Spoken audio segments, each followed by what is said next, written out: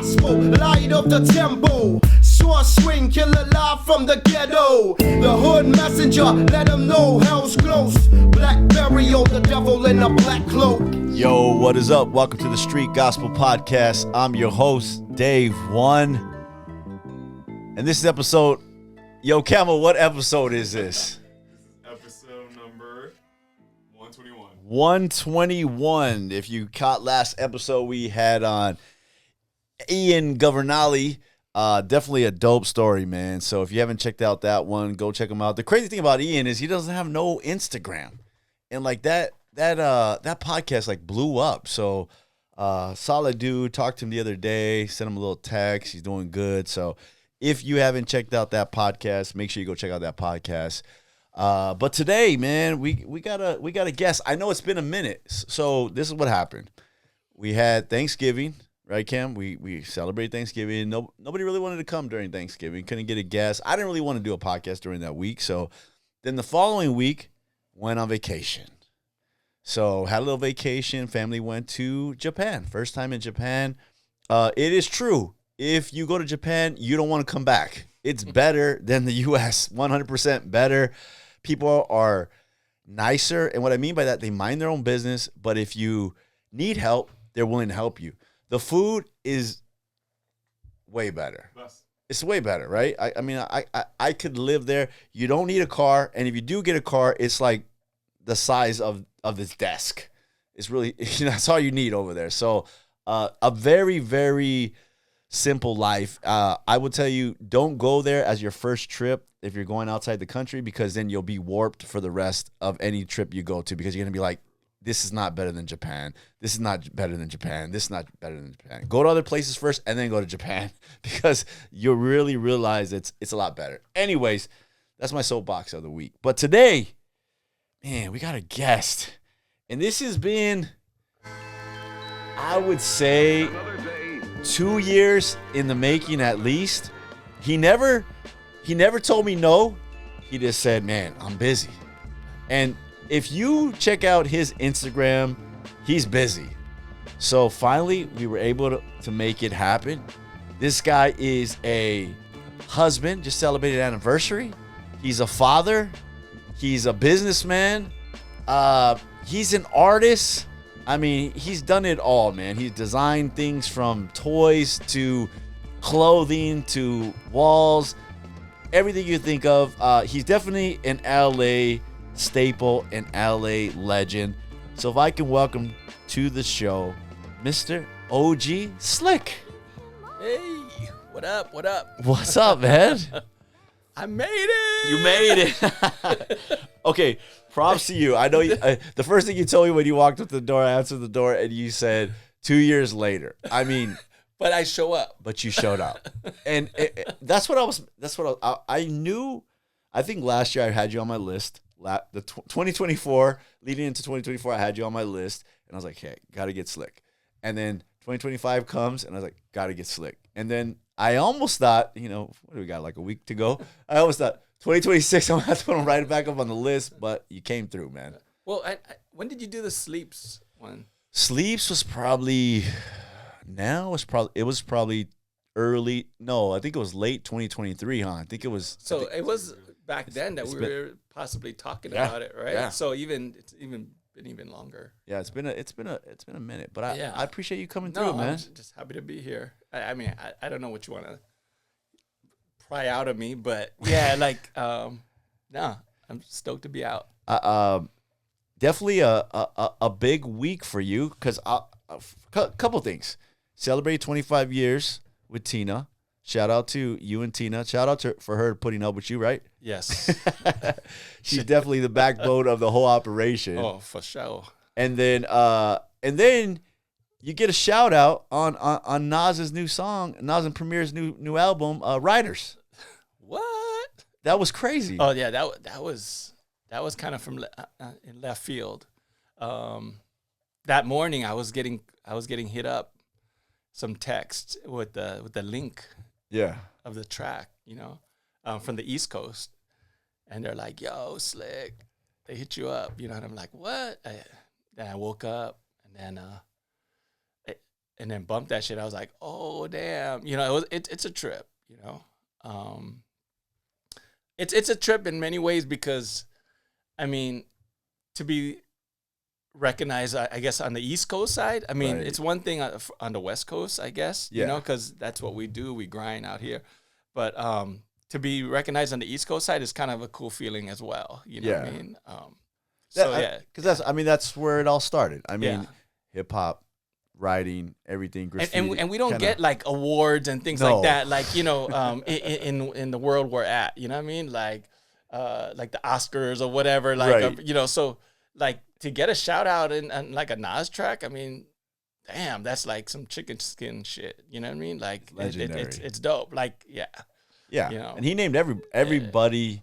I mean, everybody that we probably looked up to, and yeah, it's like all my mentors, Yeah. you know, that I respected growing up, you know. So to be like mentioned in that same conversation is, yeah, it was mind blowing. And then also to have my brother Dream, yeah, Dream, you know, rest in peace.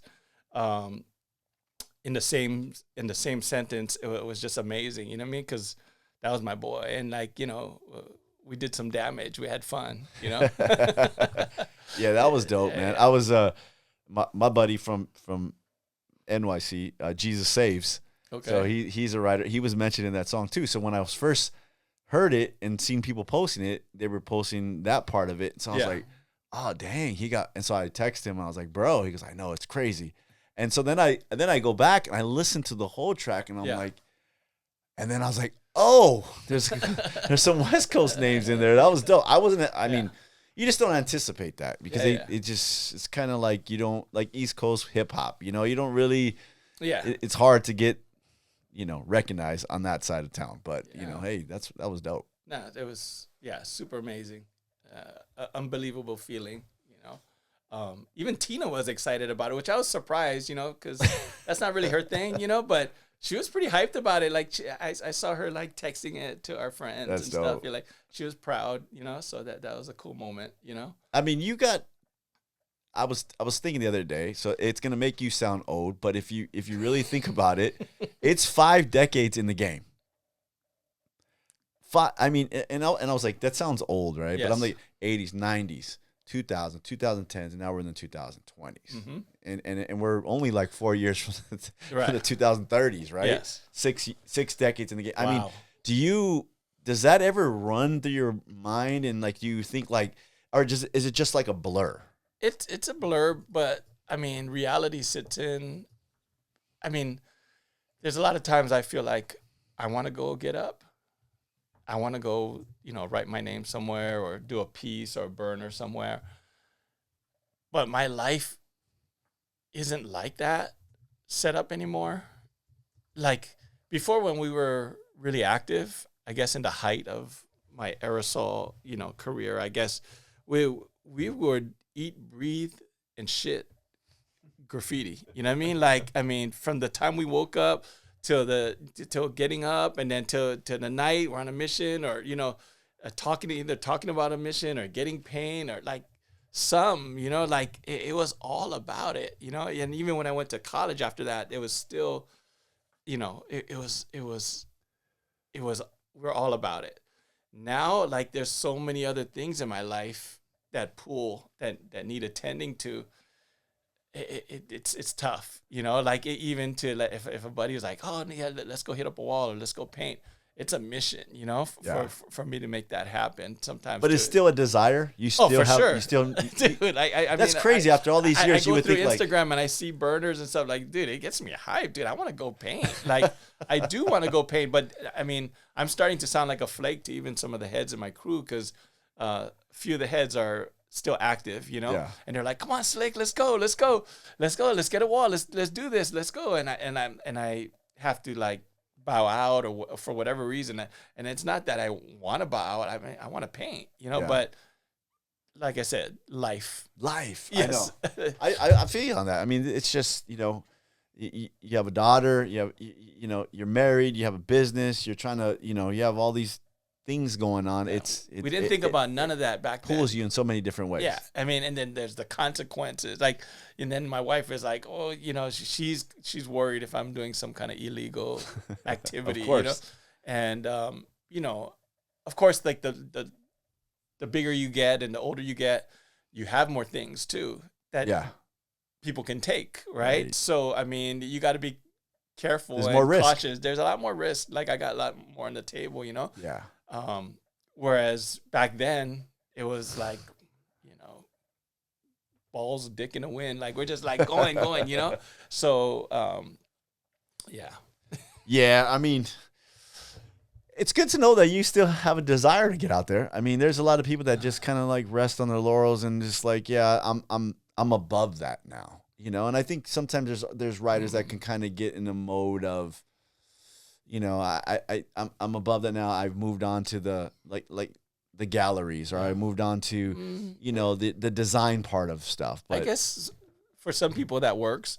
For me, it's always been a part of, you know, such a big part of my life that for me to just say, oh, I don't do that no more, and that I can't do that, you know, like, so it does show up in my graphic art, in my fine art. There's always graph reappearing in there, right, you know, somehow, you know, some way. I try and incorporate it, you know, and it's for real though. Like I really am a fan of the culture first, right? Yeah. And you have to be, right? You got to love it, you know. And I love seeing what writers are doing now, and the different styles they're doing or regressing to, or you know. So I always try and stay on top of my game as far as style and lettering. Like, you know, I'm always doodling in the books, you know, and even if I'm not painting it on a wall, I am working on styles and sketches, and you know. So you're still refining, still growing, still trying to push yourself. Yes. Even though I hate my letters, I mean, SLICK, I've never liked the letters. I just like the name, right? Yeah. I never liked the letters. I mean, the S, of course, I do like, you know. Yeah. And the K is pretty good. But just the LI, like the way they sit together, I never felt like they worked. I mean, and if you put them too close together, it looks like it says suck, right? So, I mean, I was battled with that. And my attention span too, like I'd be like SLI, and then I'd start losing interest by the C and the K. I mean, that's crazy. So, you know, if I was to reinvent myself as a writer, I'd probably pick a name that's like a 3-letter name or something like that. You know, it's something easy. Something easy. Yeah. Or even throw ups. Like I've never really appreciated throw ups until I got older and saw and appreciated the simplicity and being able to capture someone's essence in like a letter or two, right? You know, or like a little character or something like that. Yeah. You know, but it wasn't until I was older. But because back then when we were active, like we were trying to push the boundaries with making it look all like beautiful and like super tight, because no one was doing it like that, you know? Like your name's more built for a piece than a tag. Yeah. Is that what you're saying? Or is it built more for a tag than actual production? I don't know if it's. So I feel like there's names out there that are built for. Right. Yeah. Well, I don't think it's a bombing name, you know? Yeah, that's what I think. I think like cab, right? Perfect bombing name. Yeah. You know what I mean? Yeah, 3 letters. Yeah, right? Easy, right? Like cap, right? Like cap, cope, yeah. scene. Yeah, those are like easy. Yeah. You know, I used to love scene because the double E's. Yeah, which I thought was really cool because you got like a little repetitive thing going in the middle, like the EE. Yep. Yeah. How did you get that name, anyways? Slick. Yeah. I mean, I don't know. It's been so long now that, you know, the stories kind of got blurred. But from what I remember, I mean, I thought it was like a junior high thing, like sister, because I was in private, I was in Catholic school, and I believe Sister Auxiliadora, or one of those nuns, she made a comment like, oh, you think you're pretty slick, you know, because I was probably trying to get out of studying or doing something mischievous, you know. I wasn't a bad kid. I was just kind of mischievous. And she goes, "Oh, you think you're pretty slick." So I think that's the first time I kind of heard that term or word. And I was like, "Oh, that's cool." And they used to call me Rick or Ricky back then, right? So Slick Rick, right? Yeah. And then I heard it again later in Style Wars when Case was walking through the, I guess the basketball court or something, and he's like, Slick Rick, jiggle. And that was like, for me, that was the stamp on it. I was like, oh no, I'm slick. You know what I mean? So I kind of self-proclaimed. It wasn't like a cool like gang thing or whatever. And they called me slick because I did something cool. I wish I had a cooler story, but I think it is a good story though. Eh. I think it's like, you know, my you know what's funny? My dad was from a gang. Okay. Right? And he would write his name everywhere when he was younger. But his name was Preacher. Oh wow. Preacher. So I'm like, I watched that show, by the way. So, Preacher. So I go, why did they call you Preacher? He's like, well, and so there was two, like you said, there's a couple stories. Yeah. One was because when he was in junior high, he would pretend he was a preacher and marry his friends. Okay. And then the other one that is some of his homeboys would tell me is that my dad would go to people's houses and say he was collecting money for the church. When he was a kid, he really wasn't collecting money for the church. Yeah. So, I mean, I think it doesn't have to be this extravagant, like, you know, how did you get your name? I think it's in the story, whatever way you got it is whatever you got it. Well, some stories are cooler than others. I guess. Yeah, right? I mean, I got shot 3 times, so they call me buckshot or something, you know, or 3 shot. But so your early part of your, I guess, hip hop graffiti journey starts in Hawaii, right? Because you grew up in Hawaii. Yes. In your, I know this because you've posted, you've talked about it. You're half white, half Japanese. Chinese. Chinese. Okay. My wife is Japanese. Your wife's Japanese. Yeah. Oh, I thought that was the other way around. No. I didn't know that. My bad. Yeah, no. I thought she was Chinese, and I thought you were Japanese. No. She's pure Japanese. Really? Yeah. Dope. 100%. And that's why we go to Japan all the time. Okay. See her family and stuff. Sick. But yeah, I'm Chinese through and through. So you grew up, and how was that growing up in Hawaii and then trying to have this hip hop kind of city culture? I mean, was that big there? Was it, you know, you don't, I guess in the early 80s, you're not thinking Hawaii is like an epicenter. No, I think mine started even before the 80s. I think it was, if you want to go way back, it's probably 70s and dancing, right? And the reason why I used to like to dance was... Were you good? I mean, at popping, I wasn't bad, you know. Popping's cool. But the thing is, I used to mime, right? Oh, really? Yeah. So I used to love Shields and Yarnell, and you know how they did the mannequin and the robot and all that shit, right? And locking and popping were kind of big in the 70s, late 70s. Yeah. Like rerun. Rerun and So I remember going to like the teen clubs or.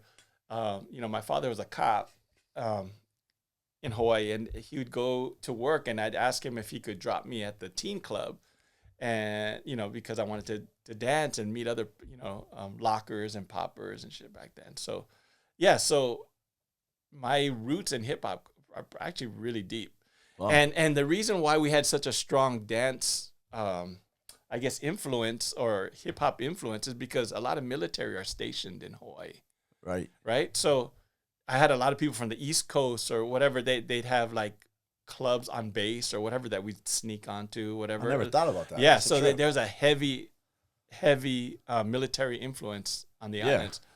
So that's you're getting people from all over. Yes. Yeah. And that makes sense. So, and Hawaii's such a small island. Whatever we gravitated to, we go all out, right? Because that's we'll take a little tidbit and just become the best at it, you know? Yeah. And that's just how it was, you know? Yeah. So we had the military influence, and I didn't even know West Coast graffiti existed. Wow. You know, when I was doing graph, I was influenced more the East Coast style. I got, you know, a reality slap when I moved to Los Angeles, because I actually came to LA to stop doing graffiti and go to school, right? And So in Hawaii, you already started Oh your yeah, graffiti. yeah. I started because I mean when breakdancing came in, like I couldn't hang with all the power moves and I mean you had to be like acrobatic with it. You know what I Right. mean? Even now, it's Yeah, even crazy. Dude, now. it's super crazy. Like insane. yeah, but it's like acrobats, right? Yeah. Like all the power moves and everything. I mean, I could do some floor rock and things like that, but like and maybe you know some body rolls or something like that. But like when they started doing like It's crazy. like flares to 1990s to like dude, it was just back down to swipes and now it's even like you said, it's like It's insane. It's like on crack, right? Yeah. But when power moves started coming in, I mean, like the only way I could really contribute to my crew was more on the art side, you know. Wasn't like I was like an incredible writer, you know. But I did love to. I was already into art and painting, so I could actually go hit up the crew, and that was I felt like that was my contribution to the crew, yeah. Which was still part of the hip hop Yeah. five elements, Yeah. right? And I could excel in that, you know. And I remember Rocksteady coming through, performing in Hawaii early on, and so that was a big influence, you know. And Sugar Pop, and which is he's from Hawaii, and he used to come out, and he was like in the Janet Jackson video. He's a producer and stuff like that. And his brother Jason Silva, he was the first one I seen take popping into breaking. I remember him battling somebody, this guy Roddy or something, in a club, and they were all popping, getting down, whatever. And then he did like some kind of wave into like, and he put his arm like on his stomach and then started spinning, like went down to his knees and then started doing a handspin.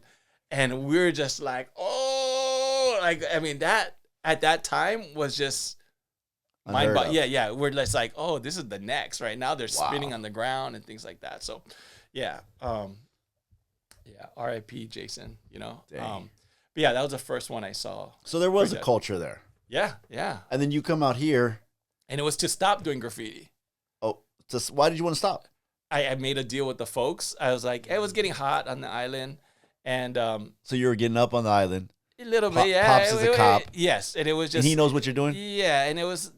They already saw like the dead end on the island, whatever. So I made a deal with them that I'm going to go to school and stop doing graffiti.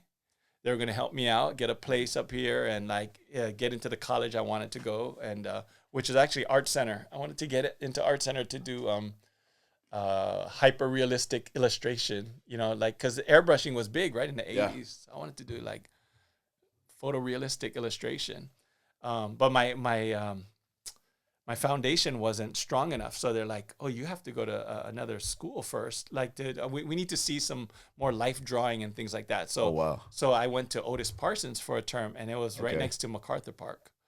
So at my lunch break, I would go down to MacArthur Park and see these guys all painting at the band shell, you know? And it ended up being my crew, K2S. I ended up hooking up with K2S down there.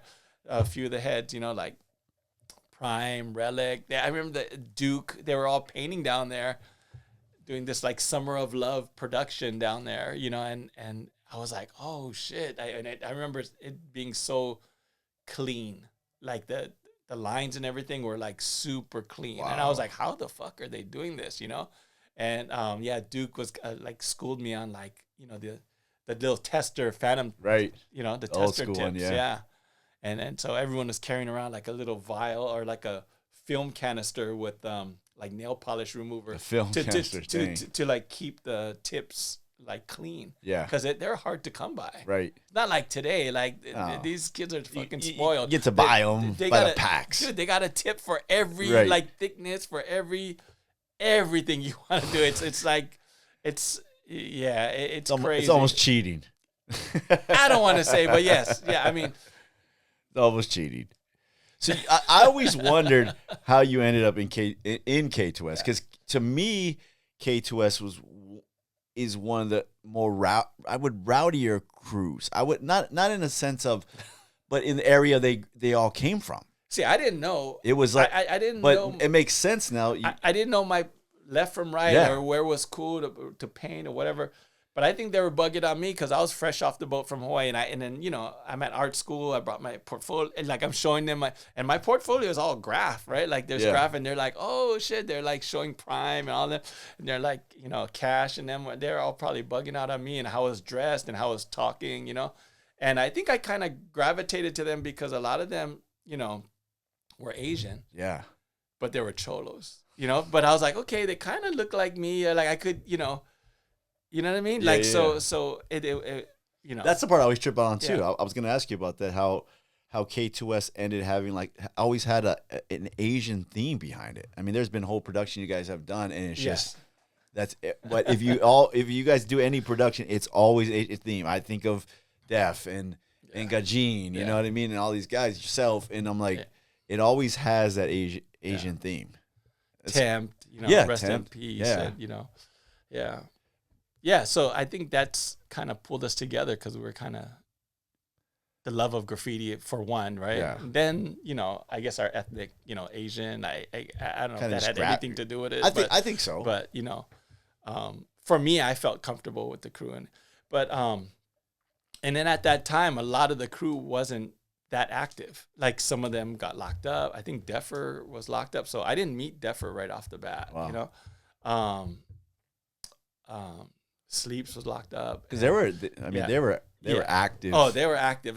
So I got a crash course in like why things are like the way this is, right? About neighborhoods, and even the way they dressed, or even the color schemes that they use, whatever. Like, dude, and the letter forms, I got a crash course on West Coast graffiti, and I really learned to appreciate it because, like I said, up until then, it was all. The styles were like all East Coast, like wild styles and things like that, right? With the interlocking, elongated letters and things like that.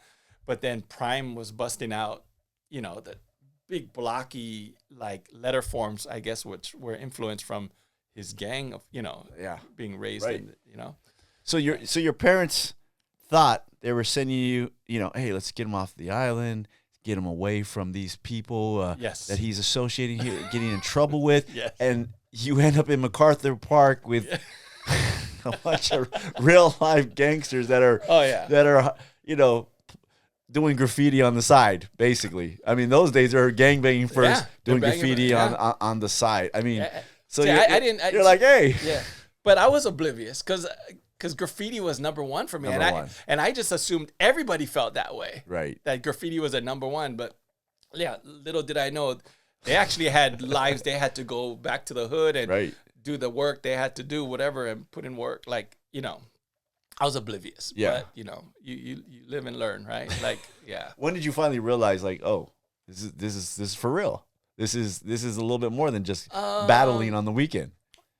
Yeah, I think there was an incident at Belmont Tunnel where I think it was with Relic and them, and we're doing a production.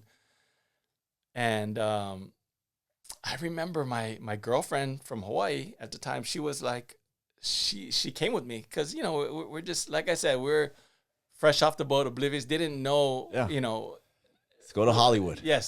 So we're in Belmont, and I guess that's a hot area, right? Yeah. So she needed to go to the restroom, so I was like, okay, I'll take you. Like, we'll go drive. I was gonna drive her to Beef Bowl or something to use the restroom. And then when I walked up there, I seen some fools like swing on Relic in them, and it's like I think they tried to shank them or something. Wow. And I believe they took their paint. It took all of our paint because my paint was down there too. And then they crossed us out. Dang. Right. And luckily I was at the car with her, and that was my first kind of taste of like, shoot. Oh no, this shit's.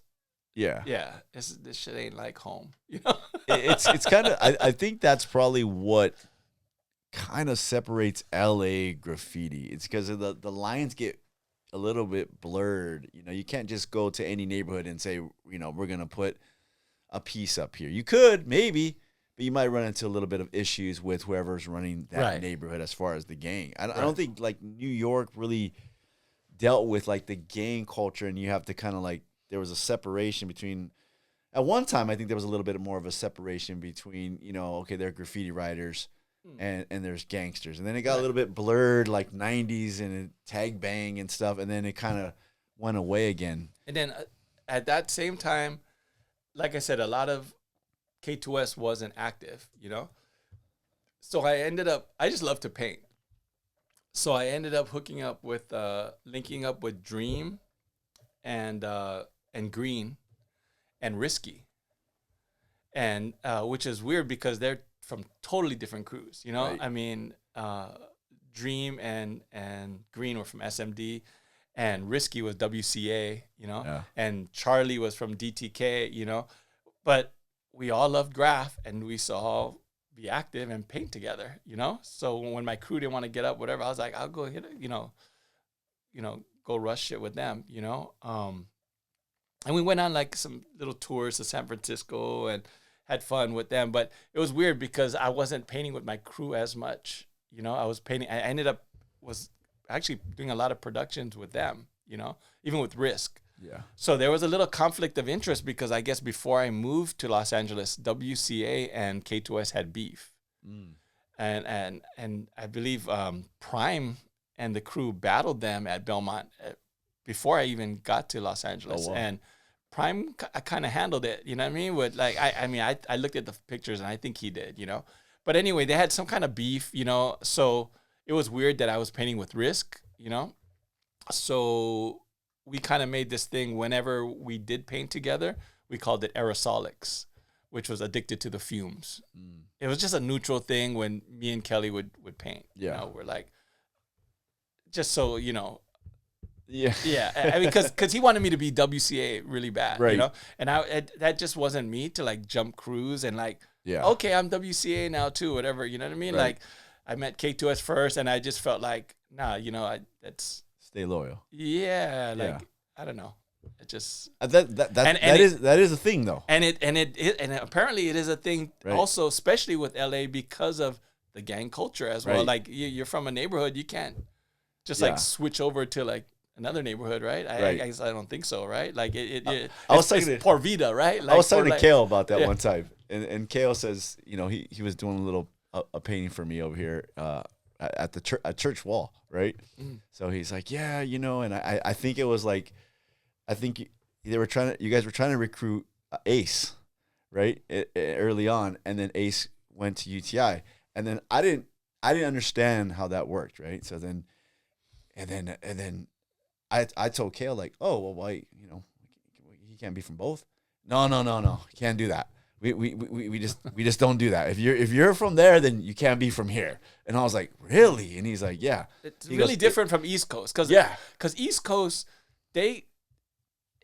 Mayor tried to explain it to me a little bit because like just because you hit it up, I mean, you can be down with them, but you're not necessarily in that initial tight crew. But Right. you're just hitting them up because we're cool, whatever, right? Yeah.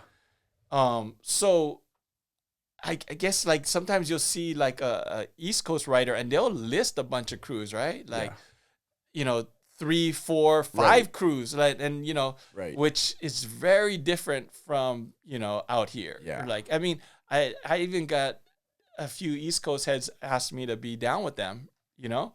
Oh, well, why don't you hit up this? And then as you know, and it's an honor, right? To be wanted to get put down with these crews. I mean, Right. if you knew the crews, like, dude, you'd be like, oh, damn, you're tripping to like decline. It's not that I decline. It's difficult for me just because the way I was raised out Yeah, here, I and think it's you know, different here. it's just it's different. 100%. But I'm still cool with them and down with them, you know. But Yeah.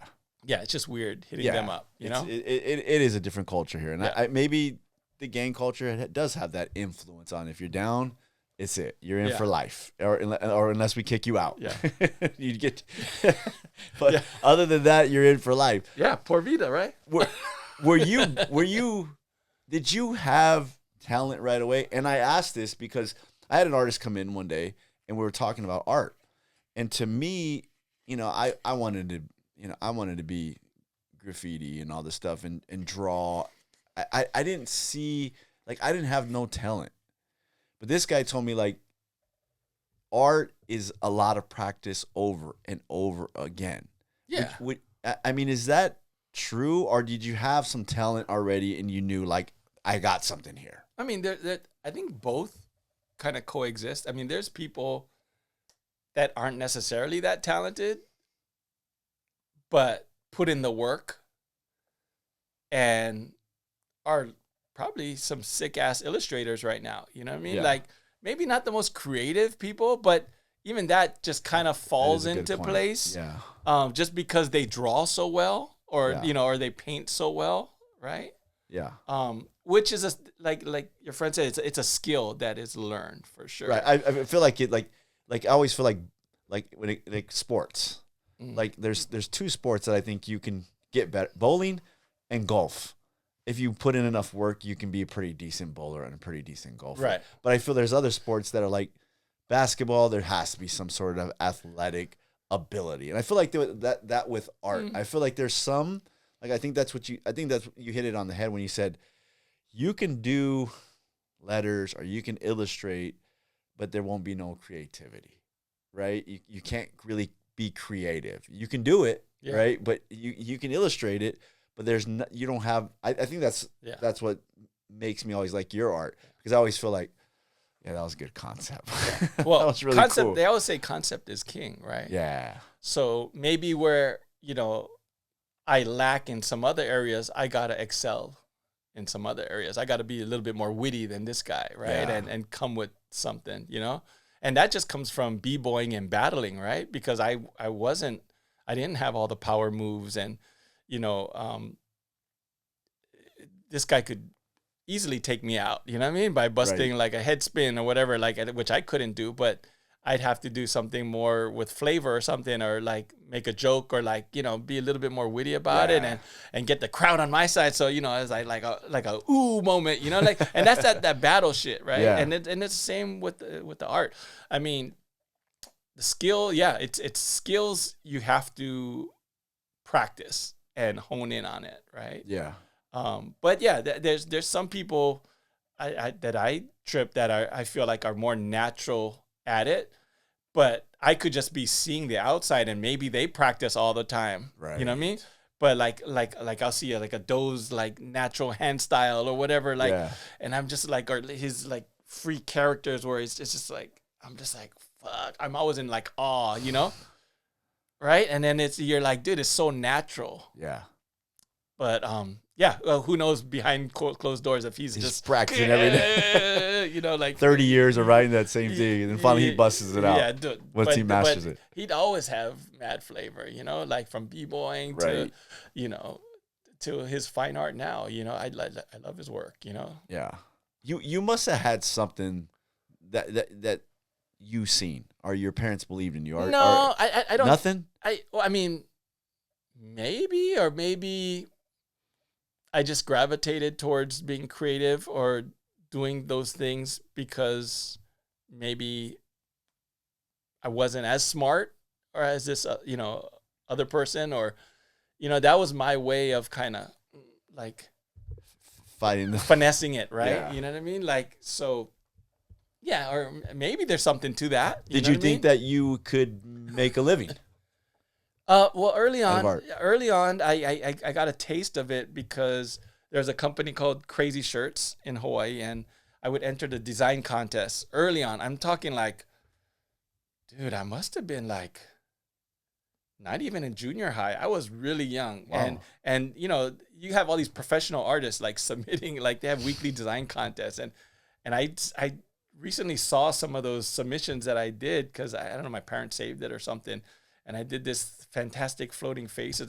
And I think my older brother told me he remembers me going into like the like a meeting, because they took a meeting with me because Wow. they were like, they're like, who the fuck is doing this, right? Like it's so like off the wall, like just left field, like Right. So maybe they knew how old I was or whatever, so they took a meeting, and they were really nice people. And then they didn't use any of the designs, of course, because they were so whack, right? But they didn't shut it down. They said, oh, when you get to high school, submit again. They seen something. Yeah, and then it wasn't till later on I was like, but my brother was laughing because he said, "Yeah, you went on the bus by yourself with your portfolio and like, and I was like a little chubby kid back then." And he said, "Your clothes was all tight, and you're like going in for this interview wearing my like my locking clothes." So I had like That's the funny. metallic socks with my derby and like going on the bus for this So interview. you're ready. Yeah. Dude, I was all styled up and like I thought I was really doing it, you know. But that's could be it too. Like I didn't know any better, you know. I was just like. Whatever, like That's crazy to me to think that because they're, you know, you hear artists, I have to take a meeting, you know, but you're here elementary already taking meetings. Yeah, like, dude, so this is nothing new now. Yeah, and I think even before that, my father had like an import export business when he wasn't being a cop, and he did these Aloha albums. And the first illustration he asked me to do like a hula girl, like a dancing dolphin, and like a local surfer boy in color pencil, and I did that for him, and he put it on the album like it was like a photo album because people used to take pictures back then and print them and put them in this thing called an album, right? So Miss those days. Yes, so he had photo albums, and then he showed me that he could put my artwork on all these photo albums. So we'd walk into a store like a PX or something or like a ABC store, and you see my photo albums in the store. That's so. And this is me being a little kid, just like, so he put it early on in my head that, oh man, like I could get a little money from this. Like I could, you know, like buy some toys. So it started super early. Yeah, they put it in my head really early that. And my mom used to always take me to the museums, and I mean, we didn't have that many, but on the weekends we go to the Academy of Arts in Hawaii, and she, you know, she let me see all the painters and the sculptors, and it used to get me open. You know? That's dope because I think I always took the kids when they were little, art shows, museums. I think my dad kind of did that for me too. So I always made it a point, hey, appreciate the art, like look at it this way. And you see a lot of kids like, you know, they don't look at it that way. You know, they can do I would always go to we'd go to a field trip, you know. And it'd be, you know, the museum, history museum, you know, right there by the Coliseum. And I'd just be fascinated and just watch it. And I think kids today don't really appreciate a lot of that, you know, just art, drawing. They kind of went away from maybe a little bit of art, and maybe it's the schools, you know. You know, when we were young, you had machine shop, wood shop, you know, you'd have, you know, shops you fix cars, they bring cars in, all these things. And I think they kind of went away. I'm not blaming the kids, but I'm thinking like, man, I wish we had those days again. And now it's just, maybe it's the phone and all that stuff and Instagram that ruins everything like always. Right. But those days of printing things out, drawing, kind of doing it the hard way, you know, having to take the bus, you know, those days are the days that kind of make you. Yeah, I remember that. So when I got a little older, I went back to Crazy Shirts because I submitted again. This was probably in high school. And I actually won the contest this time. I did a design called Peking Duck. And it was a duck peeking out of the pot. And I did another one called Lemon Chicken. And it was these chickens like hatching out of these lemons, like they were like eggs, you know. So you already had good concepts. Yeah, because even before that, I mean, I used to love Wacky Pack stickers. Like Wacky Packs were like always like parodies of like the big brands. Right. So that stuck in my head. So when I was doing the Crazy Shirt contest, Wacky Packs, right? Like it's like play on words and things like that, you know. You even did that later in your career with the Ford logo. Yes. So they when the design contest came, I won, but then didn't know how to put it on a shirt. So basically, the owner Rick Ralston, who was a head of the graffiti task force, when he found out that I was slick graffiti artist because I was on the evening news doing graffiti. So it's a small island, right? Right. So he basically told the art department, yo, teach this kid everything he needs to know. So like they were teaching me how to use the stat camera to shoot because we didn't have computers, right? So you have to shoot the stat, and then you take your printout and then make Xerox copies of it, and then you have to take this like hot wax glue and then glue the back of this like graphic and then place it on the t-shirt for comp review. So I was learning how to do comps, Wow. reviews, and all these things, but all like Early. with actual like razor blade and cutting things out. Like there was no computer, so which actually helped a lot when I did have to use a computer. Like it just fell into place because I knew how it worked physically. That's why Illustrator worked so easy for me, because once it clicked, like I saw everything like pieces of paper that were glued and put on top of each other. Then I could. Wow. It clicked. It's so crazy that you've went from those days to now.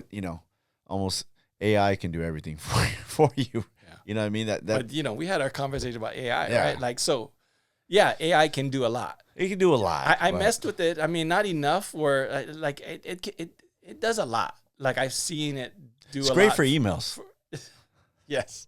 I seen it do it for writing someone's bio or whatever. Right. Yeah. It does a lot. Like even for graphics, I seen it do a lot for people that maybe wouldn't normally be able to do it. But for somebody that already has a vision and wants it a certain way, it's a little tougher to get the computer to do exactly what I want it to do. Right. So in that sense, it's like trying to explain to somebody how to do it, like in text. And I'm like, fuck, I should have just did it. Yeah. Like all this time trying to come up with the right words for the right prompt for it to execute Finally this. do what you wanted to do. But for some things, like it could help my illustration along maybe. Yeah. I think I did it for, I just got a gig for the LA Auto Show, and I actually got a billboard out of the I've seen that. part of the rollout, right? Right. But it didn't fit the long way in my for my IG. So I went to my AI, in Shutterstock, and I said, billboards, and I took the existing billboard, which I really did have, but then I put it on a higher billboard, like with the city, like how I wanted it formatted. Yeah. So in that respect, it worked, because then I could drop my real billboard into this AI created universe, Right. and it looked dope. And it was for IG. It was a quick thing. And then because I had the real billboard right on the street where we actually shot with the cars in front and everything, so nobody really even questioned if that AI generated one was real, right? Yeah. So yeah, I like to blur those lines, Right. That's the proper way to use AI, by the way, in my opinion. I You know think what so mean? too. Right. I think so too. I think AI is great, but I still think it can't create what's in your mind, and to try to. No, not in my mind. I mean, but I think for a creative like yourself, I think it's almost like impossible. But for some people, they love it, right? They're like, they make a living off of it. they're like, oh, well, you know what? They're like, that's actually kind of what I was thinking, right? Yeah. But I was like, nah, you weren't thinking like that. You know what I mean? But they're like, no, that's exactly what and maybe for them it is, or that helped them get their vision across. But I tried it, and I just can't for the life of me prompt it to be exactly what I'm seeing. No, I don't think so. There's always something off where I have to go back in and Photoshop it or mess with it. Fix it a little bit. I was reading. I think it was Cameron, the rapper. I think he battled AI like in a battle, right? It was going back and forth. Yeah. And he was like, it was pretty good. Yeah. But it didn't beat me. Like and I think there's always like the human mind is always going to have one creative thing or one up for a computer where it just can't get. Maybe it's that the way to pivot, or like. I hope it stays that way. Yeah. But I mean, but it's a good tool. Even when I had you coming through, I put in ChatGPT, who is OG Slick, and he gave me like all this stuff. You know what I mean? And then I was like, and there was one question where I was like, because I was trying to figure out, and I knew there was an issue with you're the creator of the alley hand, the gloved alley hand, yes, right? And I was trying to think, wasn't there and so I put it in there. I was like, was there a lawsuit in regards to this? And it gave me like a little breakdown. First, I thought it was Disney. Yeah. So which lawsuit came up? And then it was the one with what was the name of that company? Something with a T or something like it was. It was a company that was saying that they had already used the gloves, and they were trying to. Well, it wasn't Disney though. That's what I initially thought. Yeah. And it was like, and ChatGPT was like, no, it wasn't. We don't have no record of that. But it was another one. So I was tripping out on that. But it's a lot of good stuff. I mean, you could type in your name. It's a little weird sometimes. Like I put my name in there. Oh, he's the host of nothing as like yours, where it's just like really well, stuff comes out. I don't check but it out, if you check, it's a trip, Yeah. and it'll put anybody in there. But it does have its good purposes. It does have its good purposes. I mean, yeah, I've been in some legal things with LA hands. But there's some things I don't know if I can talk about it, because part of the deal was like that we don't talk about it. You know, Really, that's crazy. Yeah, it was kind of like a settlement kind of thing, and I'm not supposed to talk about it. Like, I wonder if they did that because you won. Nobody wants to talk when they lost. So Right. please, you beat us, and we don't want to talk about it. Yes. I'm just saying. yes, That's me saying. So if there's you're a- listening to this podcast, it's not him saying. That's me saying Yeah. that. So there's been a few with people using it. I mean, for this most part, when me and my wife did trademark the LA hands early on when we were doing This Is It, and it's the LA cartoon gloves. Right. So it's not any other hands, like, it's the LA in particular, right? So And nobody but owns people- that so people- outright, right? the It's- LA hands. No, the cartoon hands or the glove. There's no way you can, because that was our argument. If Disney ever came at us, was like, well, Bugs Bunny, Hamburger Helper. I mean, So like, many- like yeah. I mean, we were naming so many like characters. I forgot about Hamburger Helper. There's just gloves in general. Yeah. Right? But yeah, people tag me in all kind of things whenever they see gloved hands doing things or whatever, and I'm like, I mean, and maybe they were influenced by the things we did, over the years, but I can't claim it all. You know what I mean? It's just the LA one. Yeah, I can. It's like Yeah. it's always some. Yeah. It's always some. But I'm usually pretty cool too with up and coming like people or brands that do it. I don't make it a big deal. You know what I mean? Because I know how it feels to be on that other side, just coming up on the grind and stuff. But if it's corporate America, like running with it, Yeah. that we protect our IP Right. at all costs. I mean, you got to, Yeah. right? You created it. It's Yeah. yours. You put in the work on it. I mean, anybody from LA knows that's yours. Yes. When you go down to the Santee Alley and you see some brand that's trying to do it, you're like, okay, I know where that came No, from. it was weird too. I remember this one up and coming like toy designer. I don't want to say his name, give him too much props, but he wanted to use the LA and one of his characters, and I'm like, I actually like this stuff. I thought it was kind of cool, before he put the LA on it. And he's not even from LA. So, like he's from the East Coast somewhere or whatever, but he came out here and wanted to throw the LA, wanted to do a collab.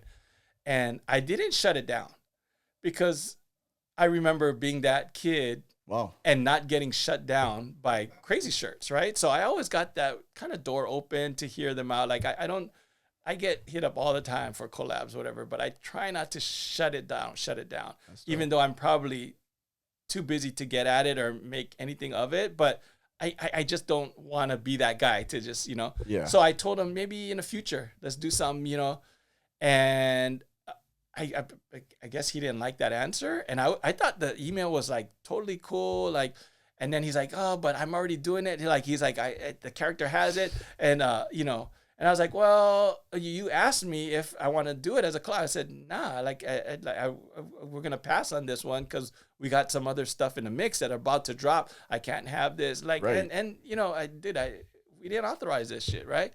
I was like, well, at least, drop the stripes from it. Whatever, you can still do it, like do the hands or just drop the gloves. Make him just throwing up LA. Like, why does he have to have the white cartoon gloves on there? Like, dude, have him do something else, or Right. have him do LA without the gloves, But then you got to answer to Esteban, right? Yeah. So anyway, like he took it as like I shut his shit down and like talked all this shit in the industry and made sure he doesn't work here in the industry and got it all personal, like, and burnt the toys and like hated me and all this shit. Like, dude, like talked all this shit, got all his like little followers to like hate on me and said that I'm you know, dude, it was sad. Yeah. It was so sad because it didn't even go down like that. And And I got his little minions like talking shit, like, you know, like talking shit to me. And I'm just like, dude, like, you don't even know the story, how the shit went down, Yeah. right? But they're putting in their 2 cents. And then he hated me. And then he like stalked me and showed up at one of the trade shows. And I didn't even know it was him. Oh, and he took a picture with me.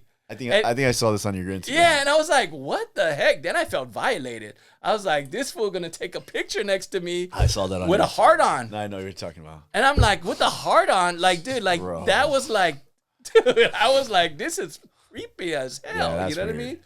That's weird. It's totally creepy and just off putting, like Yeah. And I didn't mean to kill his stoke or his. He just had some issues. I guess you just never know, what's going on with people. When you get hit up for collabs, I mean, is there Sorry. what is the process? And I'm not telling you for everybody to come and hit you up, but I mean, how do you separate? I mean, because you get hit up all the time. I mean, most artists do and good artists, and then you try, like you said, you try to be nice and not quench their fire the whole league, but you are at another level. Well, at the very least, I gotta like it. Like, you know what I mean? Like, I gotta think it's dope. Yeah. Right? To be honest, like for me to want to associate with it at first. And that's that B-boy shit. You know what I mean? I get there's whack shit that is other people think is dope, but not necessarily what I think is dope, right? Yeah. And I've learned to appreciate all styles, like anti-style, this style, this, that. So I'm pretty open to even in anti-style. I know the dope people that do anti-style, right? Right. So I know whack shit. At least I think so. And so I think it's my prerogative if I want to be associated with certain things. But I try and have an open mind and check it out. And if I like it, no matter how big or small, I mean, we're all people, and I'm down for some shit to make. Right. If it's a cool project and it fits in my schedule, I'm down to make it happen. I think that's dope to hear that because you get to a level, I would say, where you're at. Sometimes people get a little like I'm above everybody else, or I think you. I don't want to be that guy. I mean, I felt that too because there's people in my circles that we're all cool before, and then now it's like too cool to like answer like a phone call or whatever, like, So there's artists out there that don't answer slick. Yeah. I'm not going to tell you to name them, but yeah. I mean, but for the most part, I'm cool with everybody, you know what I mean? And I'm sure I might be cool with them, but I can't help but take it personal that this person didn't address my shit. But looking back, and there's some stories that probably preceded me that went down in LA that maybe that artist heard from my camp, or not from my camp, from another camp, that probably want to distance themselves by all means. Wow. Because they heard of the drama that happened, Yeah. And that's the only thing I could think of why this person or these people probably keeping their distance from me, because they heard of like some crazy shit, Is it? And I don't know if it's because of my association or what, or maybe they just don't like my breath. I don't know. But who knows? You know what I mean? Like I don't know. And I try not to take it too personal. My wife kind of like calms me down. Says she's like, nah, like don't trip, So I know how it is to be on the other end too, right? So I don't like that feeling. So, and I try and treat people with respect, how I want to be treated. Right. No matter what level in their career they're at. I think I think that's one reason why I always dug you. You know what I mean? You can hear rumors of Slick think she's better than everybody else, or he's Really? Who said that? I would hear that, like, Slick's up here and we're right here, like okay. And but for me, before we even met, like I always, I knew you since back in the day. Like I would follow, the battles and different things. So when there was a sense of like, oh, Slick's better than everybody else. But to me personally, I just thought he's not outgrown, but he's broadened his horizons a little bit more the toys, the clothing. And then when I would see your posts and be like, oh, he did that brand or he did design for that back in the day, like it made sense to me. But I think some people think like maybe it goes back to the street thing. Well, he doesn't have time to get up no more, or he's not out there anymore. He doesn't do productions anymore, or he's not busy. But I think everybody grows and has priorities. But when I met you, great. And we're different in a lot of ways. But you've always been kind. Tina's always been great. I was thinking about when you guys you always give me a heads up on my brand, wore my shirt when I used to have the brand, and then you come and do the way this podcast started was I had the events, the street gospel events. I remember the painting at that. You come out and paint. I mean, it was 1,000 degrees that day. You had your foot was messed up. You still came out and paint, and everybody was like, "How did you get Slick to come out?" I go, "I just asked him." Like I just asked him, and he came, and you came out, and I was just like, I felt bad because it was so hot, and it was like you were, and it was cool, and I was like, "Did you pay him?" I said, "No." I told him he can take whatever paint we had that was left. He can have whatever he wants, take it, and I think he only took the black and the white for your gloves, but I always thought like it was cool. I mean, and then you've always been kind to my kids, and so I was like, cool. So every time we were in the same thing, different, but the same on a lot of levels. You know what I mean? Cool, understanding, family oriented, and then hey man, I treat people like you just said. I treat people the way they treat me, and even other writers. People didn't like other writers. I was like, well, they always treated me good, bro. Like I don't know what your problem is, but cool. And I'm not even a writer, but I'll have them on the show. But I think, man, I appreciate that about you. And I think hearing you say it, I think maybe the little LA base out there that thinks that. I mean, maybe they'll change their opinion. Who knows? Maybe it won't. Maybe it's already ingrained. Maybe, and it could be maybe from. But I think Risk gets that too, right? I think he. Like you grow up, you've done it. It's funny because I don't think the East Coast writers don't get that. They just become like these OGs. You know what I mean? And it's like nobody's asking him to come to the paint. It's just like, oh, that's I think Cope's still out there, but I think it's different. Well, I tripped because after knowing Mayor, I don't know if I should say this, but I just assumed that Mayor loved painting as much as I did, right? Because that's how much I love painting, right? Like I love the art of painting and manipulating the can and making it do certain things. And I think Graph for them was a little different. For him in particular, maybe, he didn't enjoy the act of painting as much as I did, maybe. Yeah. So he moved on to doing his sculptures, the b-boy sculptures, and that was his, right out. But for him, he doesn't, I don't know, get as excited as maybe I would, or to want to go paint. Right. You know what I mean? So, and that was hard for me to swallow too, because I was like, oh, but that's Mayor. You know what I mean? Let's go. Yeah, like, that's a trip. So, but yeah, I mean, that's somebody you watched. You see him. He's up. You just think that that's going to be part of his life. But you see, like Scene still paints, right? Scene still paints, yeah. And it's.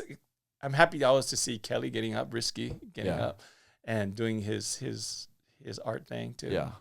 Yeah, I always give him shit about the butterflies. I was like, dude, I think it needs more butterflies, He just laughs like, oh. Do you get critiqued from writers like him too on maybe something that you make? Did they call you? Maybe. I mean, out of fun. Colleagues wise. Yeah. You know what I mean? Like you can say, I don't. Can you say that to somebody else that's on that level and be like, I didn't really dig that. Yeah.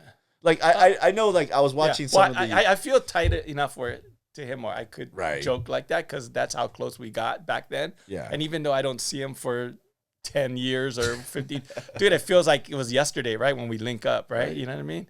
But yeah, I probably couldn't with some other writers, but it is hard for me to keep my mouth shut sometimes if I don't like something.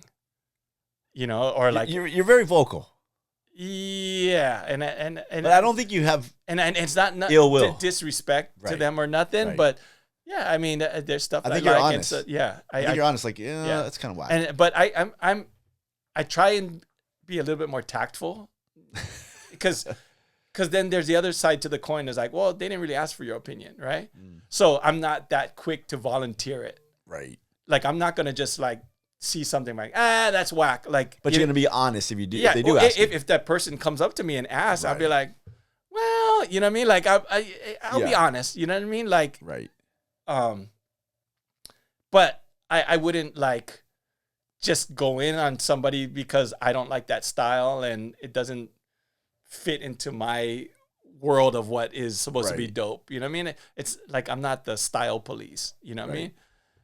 mean? Y- But I think but if they ask, I will let them know. I'm that You know way what I mean? too. I'm Yeah. not going to give the BS, of, oh yeah, it looks great. You know what I mean? I'm like, I think maybe it's constructive criticism. Maybe it's, maybe you should have used this or maybe you should have did that. You know what I mean? I think we owe that. I think that's what I want. If I ask somebody their opinion, I'm like, hey, really tell me what's wrong with this design or what's wrong with this podcast or whatever. I think that's why, I think Luke, that's why, painting with the youngster Luke, he helps me with some of the murals. He's in the crew. Like, at least that's what he tells me to my face. He said he likes painting with me because I let him know, and, he says he feels like can absorb a lot of that stuff with, and not take it Personal. Yeah, if I go in on them on certain things. Do they go in whatever. on you sometimes? No. I mean, Or is it mentor and yeah, it's more like Okay. that yeah. kind of situation where, like, I don't really have that, I guess, somebody to check me. So that's why I have to check myself a lot.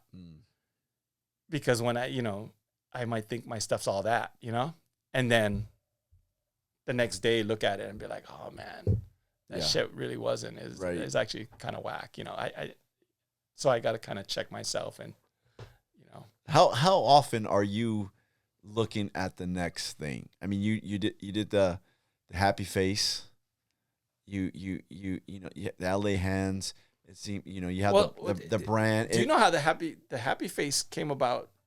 It was more like a FU face. Really? So, yeah. Like, I didn't want to do happy faces. I mean, the first one I painted was in Japan, and it was because the building owner saw an earlier concept, which is the one I painted in Long Beach with the two hands. Yeah. Me and Luke painted, but it was just two cartoon hands painting each other. And he saw the comp and he was like, he felt it was too dark and like maybe morbid because of, he meant maybe the language barrier or whatever, but I had a darker background, but he thought it was too dark and wanted something happier. Oh. And I was so upset. I was like, well, is this happy enough, motherfucker? And I just did the happy face kind of like as a FU to him That makes sense. with the hands painting it. Yeah. And And then it just dude, grew from there. everybody kind of loved the wall. Like, you'd see people like kind of change their day walking by and they're like, oh, like, and it got the graph in there for me. The happy element had the real graphic element in there, like, because the happy face is a real strong symbol. And then the next one I painted, I believe it was where they created the happy face, right? So I did a 7-story one. I saw that. Yeah. Yeah. Almost crazy. Yeah. So it kind of went like that, boom, boom, boom, boom, and then of course I had the Hawaii powwow, and then I painted another one, but I put a flower in the head because it's like some aloha shit, Yeah. and it kind of, oh, okay, so you're the happy face guy now, So it kind of wasn't that I chose it, Okay. it just kind of, That's a trip. it kind of fell into it, Yeah. And you just ran with it for a little yeah, I ran with, and then the last exhibition I did in Miami, I kind of was running with I started before COVID doing the happy face thing, and then COVID hit and nobody was having shows or anything like that. So I was sitting on all these canvases during COVID. So I needed a place to exhibit them, so, and it kind of told the whole story of like how it started and how I arrived here. And I don't just paint happy faces. I wanted to kind of explain that story through That my makes art. sense. And so I had a whole room with just happy faces, and and I had I call it La La Land, and it was just all these smileys and things like that, and things that I love, and the floor was stickered up, and just things that I love about the culture, all mashed up into one. Yeah. So are you constantly trying to look at the next concept, design, or you or it just evolves like that, where it just like, or is it Kind of is there a process? Kind of evolves. Yeah, I would say it evolves. Unless I'm pressed to come up with something because, like, something came up for, like, let's say, Famous Amos Cookies, and they wanted me because he spent a lot of time in Hawaii. So they're like, we're doing a street theme. Like, I think they wanted more graffiti. They said they wanted like some kind of 70s block party with graffiti, and we got to have you slick. We need the graffiti, and you're from Hawaii. And so I checked all the boxes, right? Yeah. And they're like, and then I did some like more traditional sort of graffiti, spelling out famous. But then they're like, oh, but we want your hands, and then to me, well, that really wasn't graffiti, right? I mean, Right. that was more my art, kind of like, but that's what they saw as graffiti. So I did a spell out with famous, and then when we ended up putting the cookie as the O. But then it didn't work for me because the cookie would have been so big, and Famous Amos cookies are so tiny. But yeah, I had to like get that out of my mind because that's how my brain thinks. Crazy. Like, yeah, I was like, dude. But so we ran with it, and it worked out perfect. They loved it. I did like a aloha print with the hibiscus but with chocolate chips in there. Even though they gave me the aloha print that they wanted to use for their 50th anniversary, whatever, but Change. I was like, nah. I go, this is what we're kind of doing. And then they ended up liking it. And then the family loved it. That's So dope. it worked out. Do you trip out when like companies call you like that and want something? You're just like, oh, dang. Do I trip? Yeah. I mean, that is such part of mainstream culture now. No, because that's what we were pushing for, right? All these years to be get accepted and be accepted and to get there. And then now we're here. It's like, okay. Yeah.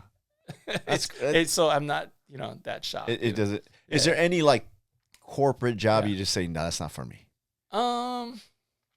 Yeah, actually there's a few that kind of maybe a little taboo for me. Like I probably won't do an alcohol at this point in my career because I got like 23 years sober, right? Congrats, So man. I seen that this year, right? And I'm not doing a ad for crystal meth anytime soon, just because I don't. That was my drug of choice. So nothing with crystal or meth or anything. So it's funny because I got offered a vape job to do vapes, right? Oh, wow. And it was easy money. I was like, dude, like, oh, we just want to put your artwork on the box, and I was telling my wife like, this is a no-brainer. You know what I mean? Like, Yeah. quick, boom, boom, boom, like, but she kind of checked me, and she's like, she goes, do I have to remind you I have emphysema, and not that it's from vaping, it's from smoking all these years. And she's like, she just reminded me that she's like, you probably would feel like shit if because of your art that some kid was going to vape or something. Right. And you fucked up their life or something. So yeah, so she reminds me a lot that all money is not good money. Yeah. You know what I mean? Yeah. So alcohol's right up there with that, I'm on the fence with weed because, like, even though I'm sober, I don't partake, but I don't really trip on weed. You know what I mean? Yeah. So, I think the only thing with me, being in this realm that I'm in, Christian realm, right? I'm a believer. I think, my dad was sick for a long time and he passed away. And then, he smoked weed, sold weed when we were young, and he didn't. They would tell him, smoke weed, you'll feel better. Get your appetite, you'll start feeling better.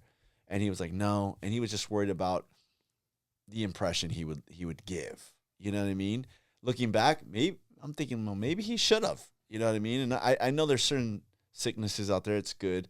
I just sometimes I'm like, maybe I'm being the dad here, but the gateway thing, you know what I mean? It's like, man, I don't want to open the gateway. Yeah. You know what I mean? Well, that's why I don't smoke weed. Yeah. Because as much as I like it, I have it around. I love the smell of it. Like but I don't partake just because I don't want to get in a different head trip and maybe fall back on my other crutch, which was the meth, you know? Yeah. So I just stay clear of everything.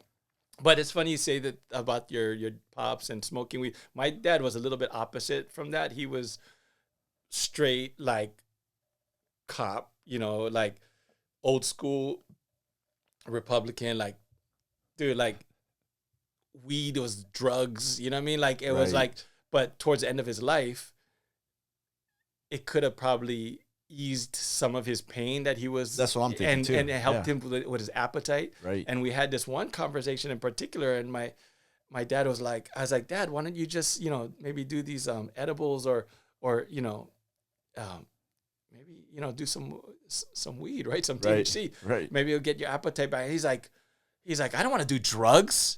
And it was funny because I looked at the kitchen table and it was all these pills that he was taking for this, for the blood thinner, this and that. I was like, Dad, really? That you're that brainwashed that, you know, that weed is a bad like drug, right? Yeah. But you're taking all this like, you know, prescription medication. Like, maybe it just went against what they believed. Yeah, and for them it was a conviction or whatever. You know, where like I just can't. It's going against everything I believe. I don't care. I'll die hungry. You know what I mean? Pretty much. I think there's pluses and minuses for sure. I mean, I think there is. You talked about. I wanted to bring up your sobriety too.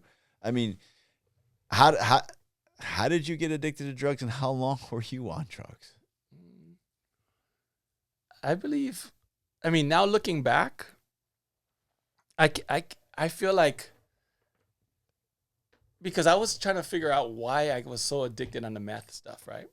And it was kind of to a point where it was working for me, like, well, at least I thought was more like a Ritalin, like it would calm me down. It was just weird. totally opposite what everybody says, you know, right? like, yeah. So, but I mean, it makes sense because I mean, when we didn't have meth, we'd take Adderall or whatever, right? So it's kind of like, you know, for some reason, the speed makes you level out, you know, and think straight or whatever. At least that's what I told myself. But I'm trying to go even further back, and I remember being heavily asthmatic growing up, and like as early as the third grade, going to class the next day because I've been up all night battling this asthma attack in the ER and being so medicated that like when I went to school, like I couldn't even write my name because I was, you know, I don't know what they prescribed me, whatever, you know? So fast forward to my, you know, adulthood, my early adulthood, I got turned on to crystal as a way to focus because I was at Art Center at the time, and to focus, you weren't partying, and then somebody said it was. Kind. No, it wasn't to party. It wasn't to, because when we party, we did cocaine or whatever, right? Like it was the 80s. Like we used to go to Different clubs, drinking coke, whatever. Right. But it's so funny that cocaine seems safe way more than meth. No, and I remember there was a homegirl of ours in our crew that used to smoke the stuff, and she's like, Slick, you might like it, but I just never did it. I thought that's too hardcore, you know what I mean? Like I would never, like, because I think of crack, and I was like, nah, that's, you know, right. I don't want to do that shit. And then just years went by, and the guy she was with was apparently a big dealer, I guess, bringing it into Honolulu at the time, and so it was always around them and their clique. And we'd do all kind of fun stuff. We'd go like to the casinos or chicken fighting or like to, you know, to Arizona or whatever. Like I'd kick it with them because I was in art school, but then I'd go with them gambling and do all kind of fun shit. And they always had it around.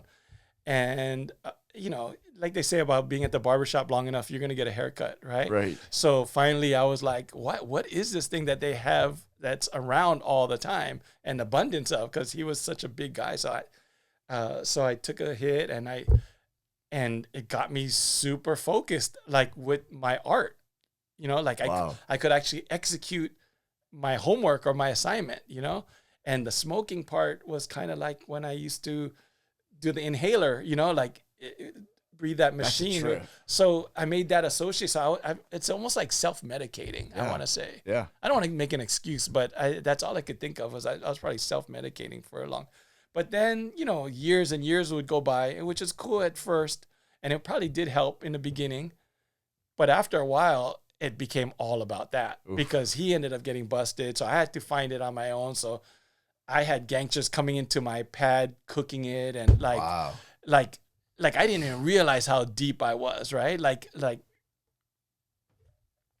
dude, I think about the situation I put, you know, maybe my eldest daughter in or whatever because of my addiction or wanting to make sure I was self-medicated. It was really it's a selfish drug, right? Like you think all about self and how you're going to get more and this and that. And I was always working.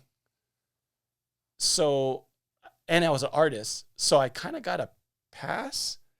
Yeah. You know what I mean? A functioning addict. Yeah, I was a functioning addict. Right. So I get people didn't like it. But as long as I was pumping out like dope shit, you know, like I remember Eddie from Union, you know, Eddie Cruz telling me one time, he's like, yeah, he goes, I kind of wish like I just had you in the basement and I could just feed you like whatever, like kind of like making a joke about it. Right.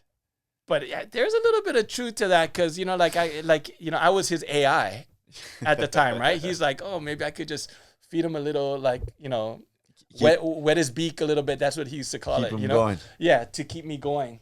Wow. You know? That's a trip. And it was crazy because after I got sober, like, you'd think we'd be friends and cool, whatever, but now we're like, it's weird now. But, yeah, I don't know. How did you get sober? It wasn't by choice. No. No, hell no. I believe I got popped.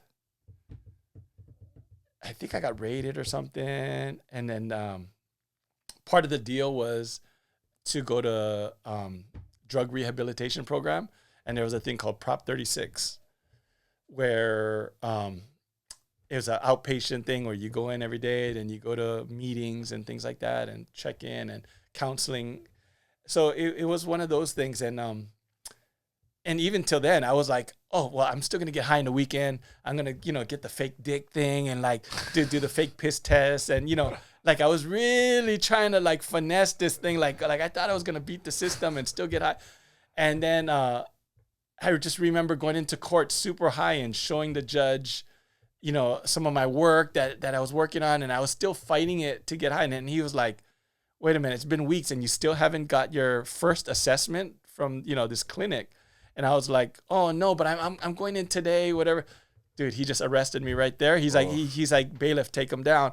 You can start your 2 years right now. Dang. And I was like, oh shit. And then my attorney was even higher than me because, you know, he was like one of the guys I got high with, right? Wow. So that didn't help, right? So I ended up getting a public defender, and he was like, came down, and he's like, Slick, look, the judge is, you know, really sympathetic to your situation, but dude, you got to go get assessed. And so he actually got me out that night, that afternoon. And the judge was like, look, just head over there, go straight there from, you know, and even though I didn't go straight there, I ended up still going home and taking one last like biggest cloud hit I could take. They all do whatever. that. Yeah. And went to get assessed, and they're like, basically I went from just going in like 2 days a week to like, nah, they're like, the next level for you is basically inpatient. Wow. You know, so I had a choice, either get clean and sober locked up or try and do this program. Like either way, I was getting clean, right? So I was like, okay, I'll try the sober thing.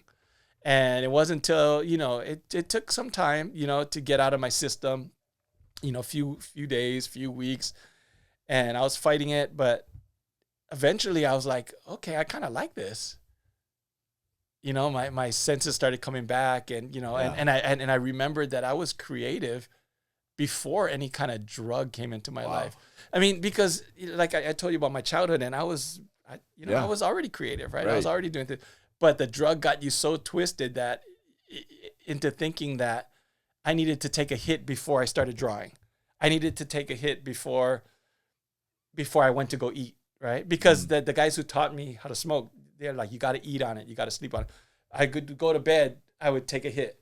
Wow. I would before I go take a shit, I took a hit. Like it was always like, oh, Slick, you want to come down and do this? I was like, oh, yeah, I'm coming, but I got to take a hit. Like it always, I needed a hit for everything. Like, oh, I'm gonna stop painting. I'm gonna put I was like, you know what? I got to take a hit. Like, wow. So it was that bad. Like it got you so twisted thinking that you needed that constant chasing for that. I don't know what, like. Because I couldn't get any higher. I was about as high as you can get, right? Is it true that you never get as high as that first time? That's what they say. You're always chasing that first, like, ooh, like, like. Do you still get tempted after 23 years? No. No. How long did it take for that really just, I'm not even interested. That's just dumb. Did you battle like, No, I mean, first off, I'm not around it at all, right? Yeah. So it's not like we're here and it's in my face. So I mean, it might be a different story. Like, so I choose not to be around it, right? Or around those kind of people. That's number one, thing, right? Yeah. No, but I've been to parties where they're drinking, people smoke weed, doing coke, all kind of. I've been there, and I've never been tempted to like, oh, like I'm gonna do it, but. Who knows? If I was in another sort of party environment and they were all smoking, maybe, I don't know. But I like to think no. Like, I mean, I feel like I got too much on the line. Yeah. Like, and especially when you start putting in years. Like, I never thought I could get 10 years. I mean, a year sober. Yeah. And then I got 10. And then like 20. I was like, holy shit, I'm like an old timer now. But like, that I couldn't even put 2 days together sober. Wow. So yeah, it just... those days are long. Did your art? Do you look back on the art that you created during the time, and you can kind of see like what the heck? Oh, for sure. Like I mean, I saved a lot of my black books, so I got black books where I'm like, what the f was I thinking? Like I honestly thought that was dope. Then I got just when I was really high, just scribbles because. The thing is, when I was on the meth too, I'd get so many ideas because I already am a creative person. My mind's always thinking about how I would do this or how I would do. So I would start a sketch, an idea, and then before I'm even finished, I was already onto the third, fourth, and fifth iteration of it. Wow. So reality, the first sketch never got done, right? So it's just like these balls and scribbles, I call it the Ice Age, The Ice Age, yeah. I mean, but there were some cool ideas that came out of it, but, and actually looking through some of those things, I could actually execute some of them now, which there was no way in hell I could execute anything, even though I thought it was getting focused, but I couldn't execute anything, That's crazy, man. But it takes being clean and sober for a while to realize that, Yeah. Yeah. I mean, a different person, a different life, a life ago. Basically. Yeah. That's crazy. Yeah. Congrats for 23 years, man. That's amazing. Thank you. You. Amazing.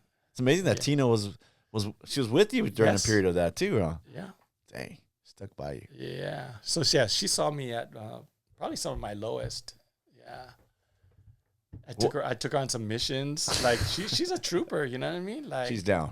Oh, she's down for sure. Yeah. Yeah. But now thinking back, I mean, it's fucking selfish, man. Like you don't do that to the people you love. Yeah. But that's how powerful that shit is, right? That's all you don't care. You think about. You don't care. Yeah. It's crazy, man. Like, I mean, my eldest, I think about it stole a lot of time that I could have spent with her because I mean, me and the mom didn't get along, but I guess I could have been in her life a lot more. But I chose to chase the career and chase the pipe and do, because I was like, I'm fine. I'm working, you know, I'm still getting high. I'm doing my thing, you know what I mean? So, but she wasn't in my life, you know? So I regret that sometimes, you know? Yeah. Now she's a young adult, like, and I feel like I'm always apologizing to her and maybe I don't say it to her face, but you know, I think that's big though. The apology, you know, you get parents that just continue to live and say, oh, well, you know what I mean? That's why I used to be too bad. Yeah. But I think the apology goes over big. I'm sorry. You know, I wasn't the best. Yeah. How about now? How does do you try to make up with your little girl Elle now? Yeah, I mean, Are you like you're trying to like? I don't think I'm trying to I'm just enjoying it. Yeah, You know? it's different. Yeah, it's way different. Way different. I mean, me and my eldest, like, me and the mom were like struggling to get by. I mean, you know, it was different times. And, Yeah. You know, Yeah. yeah. So now me and my wife created a place, I guess, that we can be there for her a little bit more. Yeah. You know, and that's the battles I go with my wife now, because she wants to spend even more time with her, you know, and I'm like, no, I go, but I'm still not retired, like, you know what I mean, like I still got to do my thing. Yeah. And we're so tied together, like it's hard for me to create art without her doing her thing, my wife, that is. Yeah. Because she handles a lot of the business side of it. Right. So if she's saying she don't want to do things, she's already retired, you know, she's like, Slick, just be happy with what we got and kick it. You know what I mean? Yeah. We have these conversations all the time and just spend time with Elle. But I'm like, I'm not done. I haven't even created the art that I think that I'm capable of creating or want to be remembered for yet, you know? Really? Nah, yeah. Do you Dude, think you ever retire? I mean, does the artist retire? I mean, I don't know. the greats never. It didn't seem like they retired till they died. I mean, that's one of the reasons probably why I chose this career, right? Like, yeah. I mean, my mom's 95 and still painting. Still create. Yeah. Yeah. I mean, it's not like an athlete where you have like this, like 5-year window, 5-year run, and right? that's it. And you know what I mean? I mean, baseball maybe a little longer, you know, but yeah. Yeah. And, I mean, I guess you always paint. Yeah. No matter what. Maybe not be as in the business. Yeah. But still create and do something and things here and there. But I got things lined up already, like, you know, that people still want me to do things in the industry, you know, and it's hard to turn some of them down because we have these long-term relationships. Right. And I'm like, you know, me and the wife go heads up on it sometimes because she's like, nah, let's just chill, like, you know. And I was like, yeah, but it's decon, like it's their you know, it's their anniversary, like you know what I mean, like we gotta do. Yeah. It's always something, you know. Is it hard for you to chill, to relax, or go on vacation and not work? Yes. Yeah, that's what it, I see that in you. It looks like you just always something. I got to do something.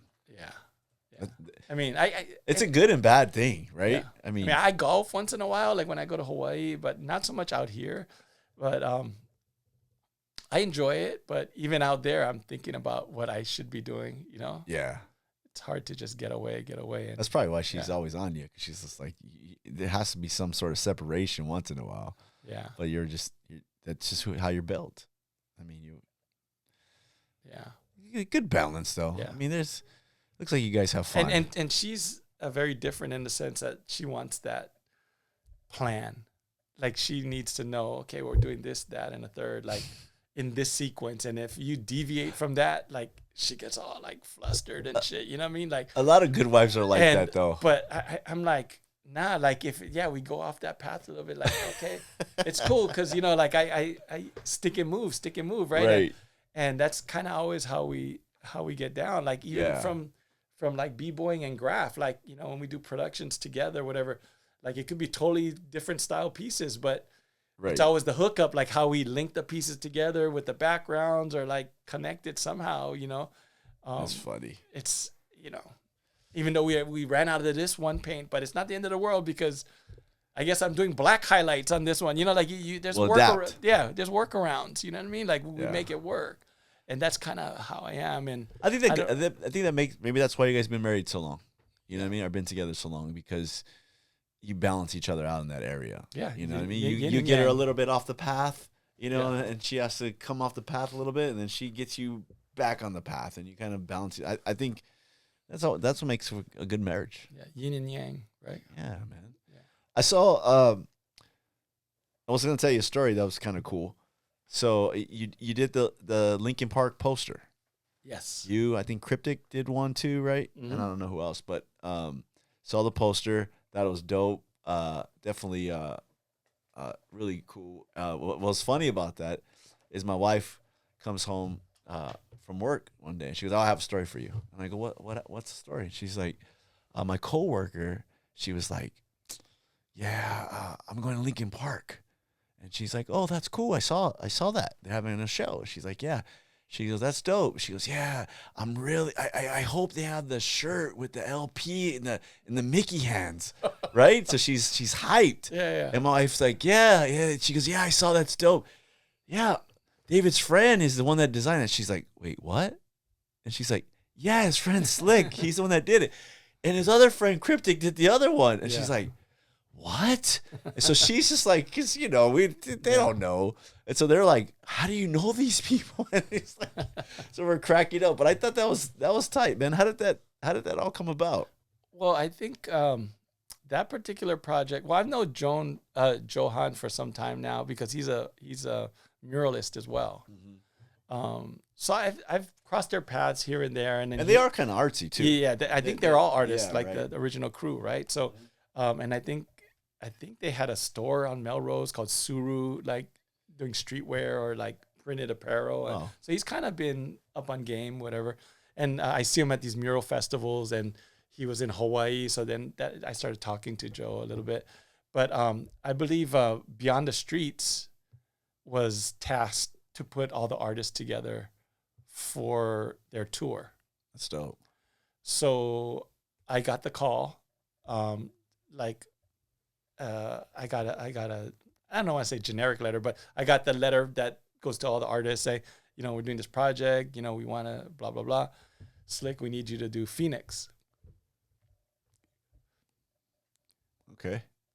Exactly. I was like, How did I get that? I was like, okay. I was like, that makes no kind of sense to me. Why they're giving me Phoenix? Because I got like, I don't know. Could have got El Mac. Yeah, I was like, over there. I was like, that's not gonna work, dude. Like, so I called Joe right away, like, because Joe wasn't the one that asked me. Yeah. It was actually through Rogers Camp, right? And I was like, Joe, dude, they're trying to give me Phoenix, dude. Like, I go, I'm down to do the project, but Phoenix. I mean, nothing against Phoenix, but I just got no connection to them whatsoever, or like, there's nothing for me to pull from or whatever, right? Like. I go, you guys are doing LA show at Dodger Stadium? Like, dude, like all day long. Like, dude, like, come on. I'm your guy. Like, I already envisioned the poster, like, because I was going to do this LA with the Dodger Stadium and this and that. And then Joe was like, Joe said, let me talk to the guys. And I guess the reason why I wasn't going to get LA, I guess his partner was going to do it. Mike, and they were going to collab on it or something, so they wanted to save it for themselves. I was like, but come on. I go, come on, I'm the LA guy, right? Yeah. Like, it's a no-brainer. Like, let's do this, right? And then I got a call later, and he's like, okay. Well, we'll do like 2 posters for the show, and I'm like, okay, that works for me. Like, as long as I can do my shit, Yeah. And, yeah, I mean, and some of these projects come across my desk, and it's really not about the money, because it's just because you want to do them, you know what I mean? And I just thought a LA Lincoln Park poster, Dodger Stadium would be epic. Like, I was like, I don't care. Like, I told T, I'll do it for free. Like, I don't give a fuck. You know what I mean? Like, I love Joe. You know what I mean? Like, I'm down. Yeah. But yeah, we got paid a little bit on it. That's it. But originally it was just the poster. And the original comps, I sent him some funny ones, dude, like some comp. And my wife looked at one of them, and it was like Kim Jong, the Korean dictator, and he's like throwing up the LA, and she's like, dude, you're not really gonna submit that. But that's just how my mind works. Like, I have all these comps, and I'm like, yeah, I'm gonna do it. Like, I showed it to them anyway, even though like I knew they were gonna go for it, that one. But that's funny. But it was funny. I wanted to illustrate, Kim Jong like throwing up the LA, and but yeah, they didn't go for that. And then I did some like with parking is like really big in downtown LA, right? Yeah. So those parking signs. So I did one that says like Lincoln Park, like, and I made it like a parking sign, you That's know, dope. and then I had my stickers on it, and I had all kind of funny things talking about the parking and with the tour dates. Yeah. And shit. I thought it was fucking hilarious, you know, and I thought they were gonna go for that one. They didn't want that one. They go, no, you know. So we're like, okay. So they went with the one with the big LA in the middle. Yeah. There was no LP in the mix. Huh. And then they're like, they love the comp I did with the LA and all this, and I had the sky with the background, and then they're like, well, last minute he's like, hey, can you make it an LP? And I'm like, I go, yeah, I guess I could, you know, but you know, and then the venue got switched from Dodger. All my background had Dodger Stadium and everything in it, man. but the venue got switched last minute to the dome, the Intuit Dome. Oh, okay. So I was like, fuck, ruined okay. that. Yeah. So so out goes the Dodger blue and you know, like that with the Dodger Stadium background, like Right. you know. So you know, you kind of just roll with it, and you're just like, okay, I'm changing this. Okay, they want the LP, and then just the look of it, I wanted it to look. Some of my early comps were like too perfect, and I wanted it to look more like screen printed and grimy and analog because I like that look because that back, you know. I miss those days, right? That's like where it. everything is printed and not perfect. you know? Right. And the image was so strong. I was like, dude, you know, I think this would be a dope shirt. Like, dude, I think we could make some shirts. I think people might want this as well. Like I know I would rock it, you know? Yeah. And that's kind of how it went from just being the poster. They're like, okay, let's try and put it on some tees and embroider. But then at this point it was like a week or so before the show that we're all trying to figure this out. So it was kind of like a boom, boom, boom, boom, you know, like, but it all came together and then when I went to I was in Hawaii at the time doing a mural for Aiea High School. Yeah. And it was actually a big, like we did the football stadium background and Tina's like, you got to finish this mural because you committed to finishing on a certain day. And I'm just like, but we got to go to the Lincoln Park show so ended up flying back just for the show that day, went to the show, and it was so sick, like walking in and seeing people like rocking the hat and rocking the shirt, but you couldn't just buy it at the counter. So it was almost like you had to go hunting for it because it wasn't the main tour shirt. It was more like a, if you knew kind of thing or exclusive kind of thing. So Which makes it kind of cool. Yeah. And it was cool seeing, you know, Dom and a bunch of other heads down there that I recognize, and, you know, That's dope. at the little buffet downstairs, you know, before the show and stuff. And then to see them perform was super sick. And, you know, with the new singer. Yeah, you know? right. And she killed it, you know. That's sick. I almost saw them. I had tickets I bought the tickets. I mean, I think the CD's right there on open in one of the shelves right here. Okay. And then, you know, Chester took his life, you know, and so they canceled they send the CD, but they canceled the show for sure. But definitely one of the good bands there. You mentioned the mural, and I was getting to that. So the kid that got in trouble, got, you know, kicked out of Hawaii by his parents, came to LA, goes back to the island, paints a mural, and gets. I think you got the key. Did you get the key to the city? That was like a surreal moment, right? I mean, there. Yeah. So full circle, like surreal. Like, That's crazy. So that's why I guess Tina was already talking with John, and he was talking with the senators about giving me this Lifetime Achievement Award or something on my birthday. Wow. No doubt. So they're trying to do all of this on homecoming game. So they're like, the mural has to be done by homecoming game, and because I didn't know they were planning all this, like to get the award and the unveiling and all this. So yeah, it was super surreal, like just to be on campus again and to do something like legal like that, especially because I've hit that campus several times illegally, like in high school, like. Yeah, I remember bombing the handball courts and then hitting the cafeteria. That's crazy. I did some shit when I broke up with me and my high school sweetheart broke up, and I did like a love piece, I think, and it said, "We'll never love again," or something like that. Like I forgot what it was. Yeah, so and the whole school knew that we broke up. Like So Put it out there. Yeah. I put super. So emotional. to go back and do a legal piece and get honored. I should have did a love piece. That would have been funny, Right? Yeah. You will love again. Don't be discouraged, right? Like yeah.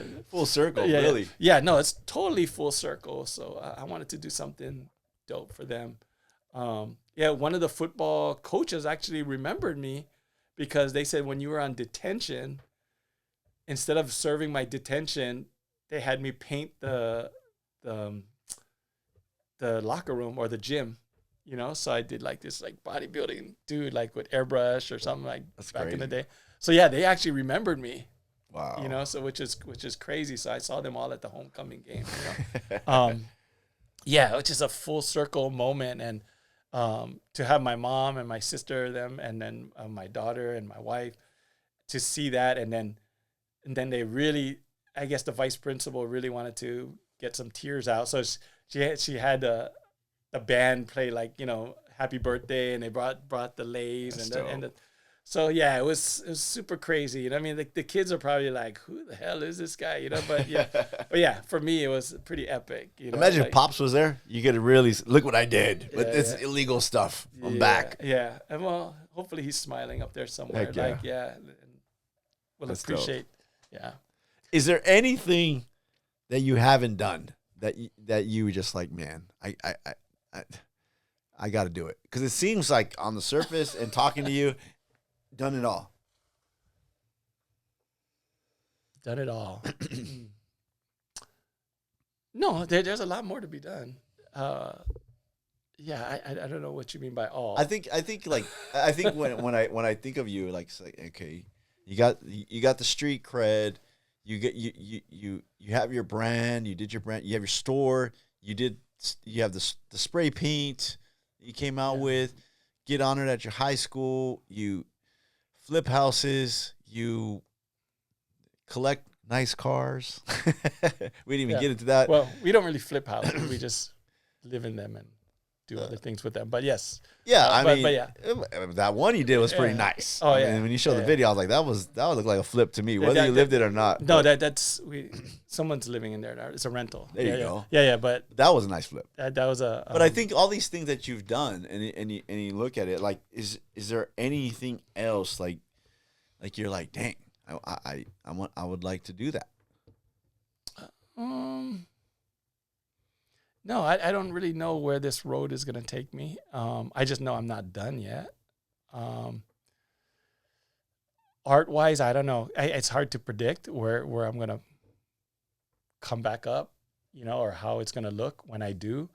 I feel like a big one that needs to happen sooner than later is probably like a Dodger collab,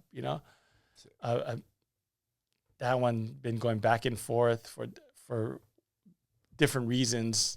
Hasn't happened, Yeah. I can't really get into the legal things right now, but for whatever reason, it hasn't happened yet. But that's which you've seen them recently. They've been open to a lot. A lot. Yeah, they've been open. I've seen them doing some collabs with some of my people, your colleagues. And so I know it's a no brainer. Like we could kill it. That'd be sick. I mean, I just, it's one of those projects, like, even if the money isn't right, dude, I mean, just to see all the fans in the crowd, like, rocking some LA shit, like throwing up some LA foam hands, or I don't know, like a LA hand night, that would be super sick, Yeah. I that would be dope for me, Yeah. Or maybe throwing out the first pitch or something like that. There you go. That'd be sick. I never pitched, but I did play baseball, like, little league and stuff, but hopefully I can get it to the plate. But yeah, like everything else, you gotta. I'm a firm believer in, the Secret. You ever watch that? When putting out like positive energy and seeing it. Yeah. And I think Jim Carrey believes in that too, like visualizing it, and actually, and I've been doing it ever since I could remember. I just saw myself as an artist, right, or saw myself as this, and then you become that. Right. It's kind of that, like, it's a manifestation kind of belief. I don't think there's nothing wrong with that. Yeah. So I was already doing it with the graph or with the walls or with my art. Like, and if I wasn't already doing it, I'd parody it, and then that parody might even come to come true. Like I'm it's inevitable. One minute I'm parodying Ford, next minute I am doing something with Ford. You know what I mean? So that's crazy. You know what I mean? Like it's putting out positive energy and believing that it's so true that it actually happens. Right. I mean, look at Trump. Yeah. I mean, not to get into politics or whatever. That motherfucker believes he's it, but you know what I mean? And he's kind of manifested that. I think it's in a crazy way. Whether you like people or not, I think Kobe is one. You know what I mean? You look at old videos of him when he's a young kid, and that's what he said. I'm gonna be a pro. I'm gonna make it. That's it. I think there's a lot of people that it's a good thing. Well, when I was a kid, I remember saying that someday I want to be in the history books and things like that. You know, art history books because I loved art history. You know, I just didn't know it was gonna be end up through the graffiti channel. You know, like so stuff does manifest, but maybe not exactly how you envision it. Right. And I just heard a story about Jim Carrey talking about wanting a bike when he was young and his parents couldn't afford it. And he overheard somebody said, like she'll pray on it or something. And sure enough, you know, the nun got what she wanted because she prayed on it. And he's like, oh, okay, I like that idea. So it's kind of like that, like putting out that positive energy. And he ended up getting that bike without his parents. Like he ended up winning it in some kind of raffle or whatever. And maybe not the exact bike he wanted, but it came through in another way, you know? Right. I believe in that. It's the universe, you know what I mean? And I believe in that. It's you know, for me as a believer, you know, it's you reap what you sow. And a lot of times people take that as a negative, but I think what you put out is what you get back. And I think that it's a law. Whatever you believe, I think if you put out good stuff, you're gonna get that back. Well, that's what they call it. I'm sorry, law of attraction. That's if you want to look it up, whatever. It's the law of attraction, right? Yeah. Putting out, and then like if you're a negative person and you're saying like, damn, all I get is bills. It's keeping me down. I'm drowning in bills. They said, sure enough, you're gonna drown in those bills. Yeah. Because you're putting yourself in there, but you know. So you got to see yourself outside of that, or just put out different. Like I guess we're all electricity, and you know, so you want to put out positive like auras and stuff, you know. And I think it comes back. It comes back to you. I think it makes your day better. Yeah. Right. Nothing wrong with being a good person. I mean, or try to be anyway. Like I try to be. Yeah. You know. And I don't think I try too hard, but once in a while, I'll catch myself not being a good person, and I try and reel it back, you know? That's everybody, man. Yeah. That's everybody. We get those days. Yeah. But I think when you're conscious of the way you're acting, whether it be good or bad, I think that's part of that. I think when you realize, like, man, I screwed up today, I messed up, or I could have been better today. I think that's a positive thing too. Yeah. There's people that they don't care. They don't look back on their day and be like, could have done better here, or that's even worse that they're not high. I mean, because at least when I was high and I was doing that, maybe I could blame it on that. You know what I mean? Right. When you're in your right mind and you don't. But people that aren't, and just being like that and a narcissist, like they just think their world is, it's tough. Hey man, I appreciate you coming out, bro. Thank you for making it happen, man. Definitely. Thank you for having me. I hope I shared some cool shit. Maybe, I think so. I hope we went in a different avenue, you know what I mean, than what you thought. You know what I mean? I wasn't sure what to think coming into this, you know? But I always like to go, you know, I always like to talk about things that maybe there's a couple things we had to talk about, of course, you know, graffiti, alley hands, things like that. Addiction. But I was kind of like, maybe he'll talk about, I thought you talked about it really well. You know, some people don't want to talk about their old life but I think you're really open to it. And I'm pretty open about it. Like I try not to glorify it too much. Yeah. I mean, that's the key, right? I mean, I think you've been, like, I knew it was your 23rd year and this was a good year for you for that. And, but I think sometimes people come in and I try to go a little bit different. I mean, I don't want to go over the Slick and Hex battle for the millionth time, and you're just looking at me like, thank you for that. You're just looking at me like, Dave, come on, that was like 40 years ago. Yeah. You know what I mean? Stuff like that. I want to know more about the person, so I think that's always cool, and the art, and it got some good insight on you today. And thank you for not getting too much into religion and things like that. And yeah, we're a little bit different on those things. But I see the word gospel and I get, oh, okay, but no, this was dope. Like that, I think you've always been really cool about that though, and I appreciate that. Yeah. Like just you saying that, that's real to me. It's like, okay, I get it, and I think that's why you always been cool with me, because to me, it's let my light shine and just be who I am, and if people like it, and hopefully it'll be a positive thing and they can see me in a good light, same. I'm sure you think the same way of yourself. Appreciate it, man. Of course. One last thing we do, dog. What? The Furious 5. We ask you 5 furious questions. They're kind of fun. Okay. We just quick answers, but always good stuff. Oh man. All right, everybody. This is OG Slick, K2S crew on the Furious 5. Question number 1. You are a lot of people's favorite writer, but who is your favorite writer?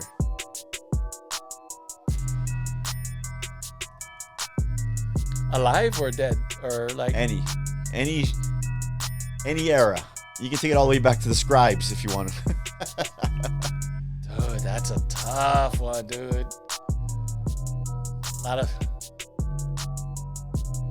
This is basically your favorite writers. To everybody out there, this is your favorite writer's favorite writer.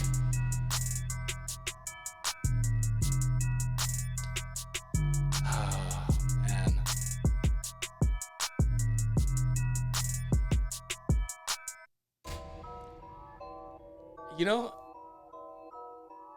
It's for me.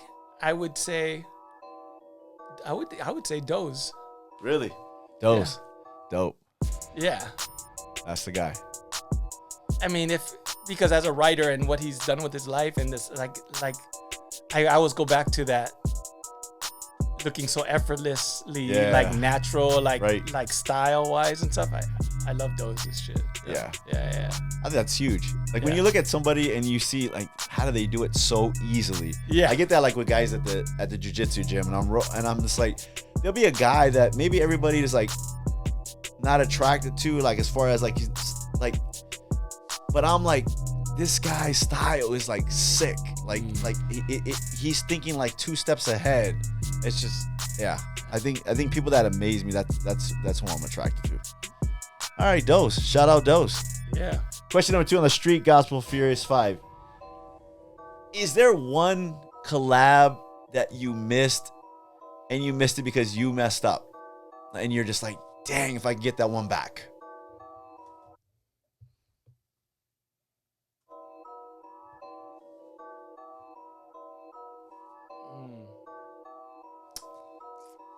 You're just like, I messed that one up. I wish I could get that collab back.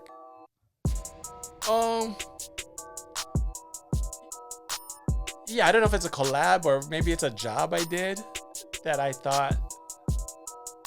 Yeah, there's one in particular that pops out in my mind. It was for a store, and it wasn't because it's a dope collab or anything like that, or it was actually a gig, and they asked me to design some signage for their store. And out of all the comps I gave, they picked the worst one. And then I said, I tried to redirect and then do more comps, and then they picked the worst one out of that. Oh. And it went like three worst ones in to finally the final one we made the sign with, the metal sign. It was the wackest thing. Like I don't even want my name associated with, but that's what they wanted. And I just think about how it got there was because that one comp they chose, and then it got worse and got worse and worse. But yeah, I don't even know the company's name at this point. But yeah, that incident was kind of whack. Still irks you. Yeah. Question. Yeah. Question number 3. If there was something created You know, in hip hop, they have verses. If they created that in the graffiti world where there was an incentive, cash incentive, and would you be interested in that? Two guys, two icons coming together. You know, we see it. I think it was No Limit versus Cash Money not too long ago. Or I guess possibly. Could you still do it? Possibly. Depends. I mean, what are you talking about? Like, how?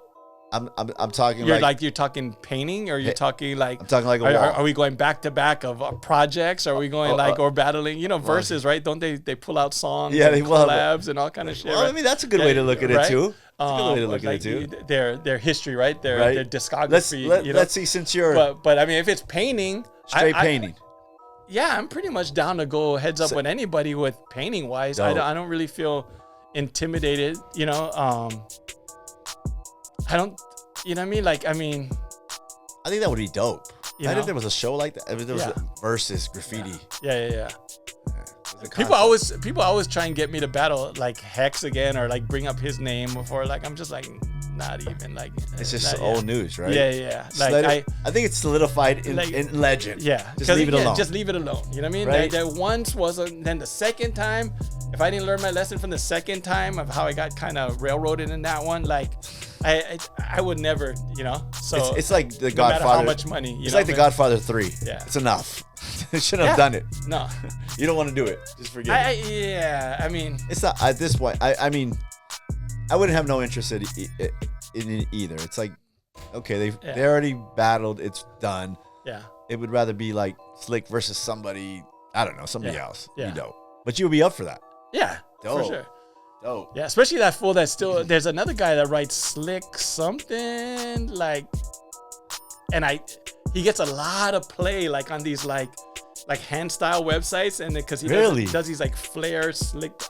It's so bad, dude, and it's like, and I try to hold my tongue, you know, on and not comment on it, because I'm sure maybe he's a nice guy, you know what I mean, but. Yeah. It bothers me that there's another guy trying to write Slick, you know, like, but it's Slick something else. I don't want to give him too much props, you know what I mean? But he adds on another letter on there or something, but it's Slick in there. I'm just like, annoying. nah. Annoying. It's annoying. Yeah. Like, and then especially like, dude, they think there's so much flavor in that tag, and I'm just like, it's weak ass. Like, yeah. It wouldn't be so bad if he was dope, you know, like, right. So yeah.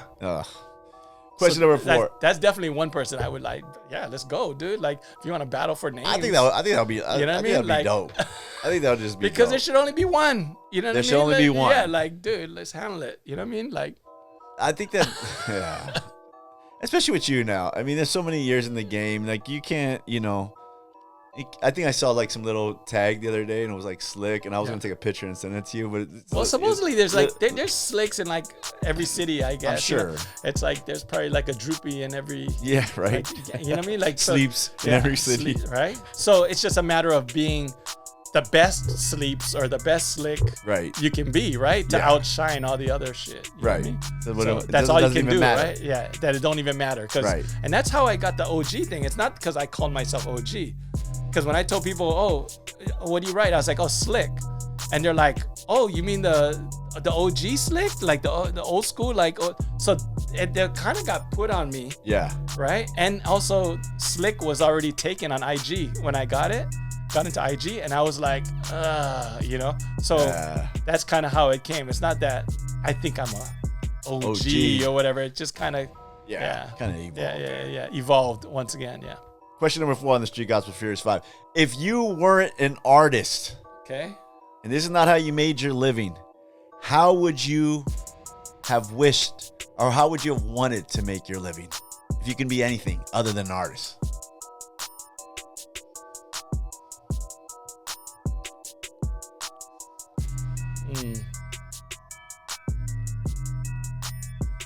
You know, that's all I know. Let me see. I can't imagine life not being like this. That's crazy.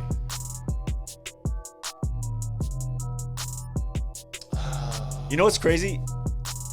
I think it's because this question was, I thought you evolved from an artist, but I think knowing I still you're in think I am. elementary. No, you're knowing you're. This guy still thinks he is. He's delusional. I Knowing should be to- president, I guess, right? Oh. Knowing that you're an artist as in elementary, I can see why this is all I ever wanted. Yeah. Kids go into elementary, maybe played baseball or something. I wanted to be a baseball player. Yeah. I wanted to be a lawyer. I wanted to be an actor. Yeah. Right? But going back to your history. Maybe a director? Yeah. Something, Because I thought I was something creative. I thought I was gonna do. At one point, I was doing special effects makeup and things like that. Like, and I thought I was gonna do special effects makeup, but like maybe like a director, Quentin Tarantino. There you go. Kind of like Yeah, but your mind. like horror movies, like you know what I mean. Like I love horror, you know. Yeah. That genre, like I love horror, sci-fi, like Yeah. you know, and gore and like. But I like bugged out shit. So maybe a director. I could have Maybe been. director. You know. Cool. You know. Maybe that's in the yeah, cards. Yeah. You know what I mean? You're Maybe not it's not too retired. late to change gears. Yeah, You're not maybe- retired yet, yeah. bro. Maybe they like your creative mind and they want you to Yeah. put something together. Ah, that might be. See, I planted the seed. Boom. Last question. Question number 5. Oh, there's another one? I thought that was 5. That was 4. 5. LA is a very complex place. What do people that don't live here get wrong and get right about LA? What do they get wrong about it? And what was the question? What do they get wrong and what do they usually get right? They get wrong about it? That they think it's a maybe, I don't know what other people think, but maybe they think it's a scary place? You don't think it's scary? Well, that's what I was going to say. On the other coin, they do get right about it. And It's a scary place. That's a good take. That is a very good take. You know what I mean? It's not. They probably think it's not scary in Hollywood, but it is very scary in Hollywood. Oh, yeah. I think that's a good take. That's a really good take.